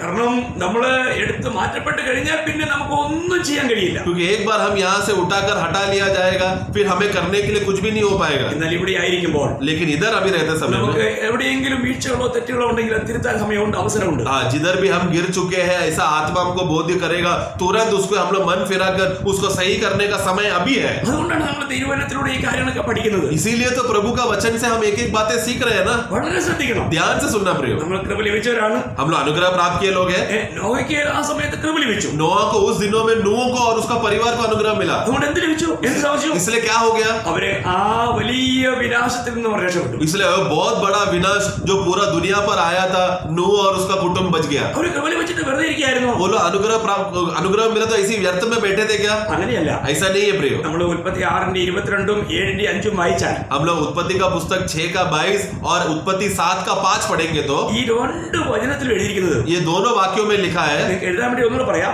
आपको लिखने के लिए मैं फिर से कहता हूँ, ഉൽപ്പത്തി 6:22 उत्पत्ति 6:22 जेनेसिस 6:22 7:5 और उत्पत्ति 7:5 जेनेसिस 7:5 ഒരു രണ്ട് സ്ഥലത്ത് എഴുതിയിരിക്കുന്നത്. ये दोनों जगह पर लिखा है യഹോവ അവനോട് കൽപ്പിച്ചതുപോലെ തന്നെ അവൻ ചെയ്തു. यहोवा ने उनको जो आज्ञा दिया उन लोगों ने वैसे ही किया। Praise the Lord. प्रभु की स्तुति हो। നമ്മളോട് കൽപ്പിച്ചതുപോലെ നമ്മൾ ചെയ്യുന്നുണ്ടോ? क्या हमें जो आज्ञा दिया है वैसा हम कर रहे हैं क्या? നമ്മൾ കൃപ ലഭിച്ചവരാണ്. हम लोग भी अनुग्रह पाए हुए लोग हैं। കൃപയാലാണ് നമ്മൾ രക്ഷിക്കപ്പെട്ടത്. अनुग्रह से हम लोग उद्धार पाए हैं നമുക്ക് ഉള്ള വിശ്വാസം പോലും ദൈവം കൃപയാ നൽകിയതാണ്. और हमें जो मिला हुआ विश्वास है वो भी अनुग्रह से प्रभु ने हमको दिया है। എന്നാൽ നമ്മൾ അവിടുന്ന് കൽപ്പിക്കുന്നത് പോലെ നമ്മൾ ചെയ്യുന്നുണ്ടോ? लेकिन उन्होंने जो कहा है वैसा हम कर रहे हैं क्या? കർത്താവിനെ സ്നേഹിക്കുന്നവർ അത് ചെയ്യും. जो प्रभु से प्रेम करते करता है वो करेगा। അപ്പോൾ നമ്മൾ കർത്താവിനെ സ്നേഹിക്കുന്നുവെങ്കിൽ അതിന് തെളിവ് നമ്മൾ അത് ചെയ്യുമോ അതുപോലെ ചെയ്യുന്നു हाँ, എന്നാണ്. तो हम प्रभु से प्रेम कर रहे हैं, इसका सबूत क्या है? प्रभु ने जो भी बोला वो हम कर रहे हैं। ആ പ്രവർത്തികളെ കുറിച്ച് നമ്മൾ ഈ കഴിഞ്ഞ ദിവസങ്ങളൊക്കെ കണ്ടുകൊണ്ടിരുന്നത്. वो उस भले कार्य के विषय में हम लोग गए दिनों में प्राण के उद्धार के साथ हम कह रहे थे। അതിന്റെ ഒരുപാട് വിഷയങ്ങൾ ഇനി നമുക്ക് പഠിക്കാനുണ്ട്. उसका बहुत से बातें और भी सीखना बाकी है, നമുക്ക് ഓരോ ദിവസങ്ങളിൽ നമുക്ക് ഇങ്ങനെ പഠിക്കാം. लेकिन एक एक दिनों में हम ये एक एक बातें हम सीखते समझते रहेंगे। എന്നാൽ ഇനി നമുക്ക് അധികം സമയമില്ല. लेकिन अभी हमारे पास ज्यादा समय नहीं है। ഇന്ന് കർത്താവ് വരാം. आज प्रभु आ सकता है। അങ്ങനെയാണെങ്കിൽ നമ്മുടെ ന്യായാസനത്തിന് മുമ്പിൽ നമ്മുടെ കണക്ക് ബോധിപ്പിക്കണം. तो अगर ऐसा है तो उस न्याय के दिन में हमारा जो भी हिसाब रहेगा उसका लेखा हमको देना पड़ेगा। നമ്മൾ മത്തായി 25:19 വായിക്കുന്നത്, मत्ती का पुस्तक 25:19 में, मैथ्यू 25:19, ആ ദാസന്മാരുടെ യജമാനൻ വന്ന് അവരുമായി കണക്ക് തീർത്തു. हाँ उस मालिक का पढ़ेंगे 25:19, ആഗ്രഹം. उसका आखिरी भाग में है। 2 दिनों के बाद हाँ वो दासों का स्वामी आकर उससे लेखा लेने लगा। हाँ, वो मालिक का दासों का मालिक आया और उनसे लेखा लिया। അപ്പോൾ നമ്മൾ ചിന്തിക്കണം, നമ്മൾക്ക് നമ്മുടെ കണക്ക് കൊടുക്കണം. तो പ്രിയമുള്ളവരെ. उसी तरह हमें भी हमारा हिसाब देने का समय आएगा। നമ്മൾ ഏത് നിലയിൽ കണക്ക് കൊടുക്കാനാണ് നമ്മൾ हम ഒരുങ്ങിയിരിക്കുന്നത്? लोग किस रीति से हमारा हिसाब सही रीति से देने के लिए तैयार है कि नहीं, हमें देखना है।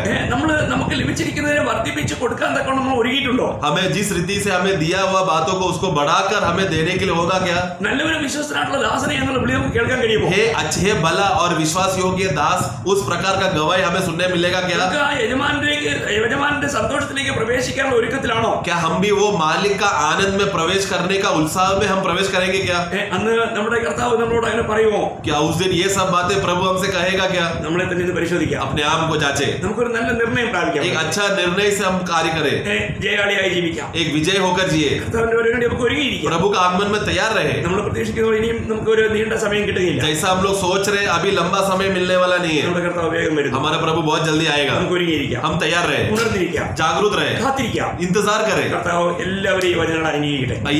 ये वचन से प्रभु सबको आशीष करे। ഈ സമയം അല്ല അതുൽ നമ്മളെ പ്രാർത്ഥനയിൽ സഹായിക്കും. നമുക്ക് എല്ലാവർക്കും ഒരുമിച്ച് പ്രാർത്ഥിക്കാം. ये समय में अबाई अतुल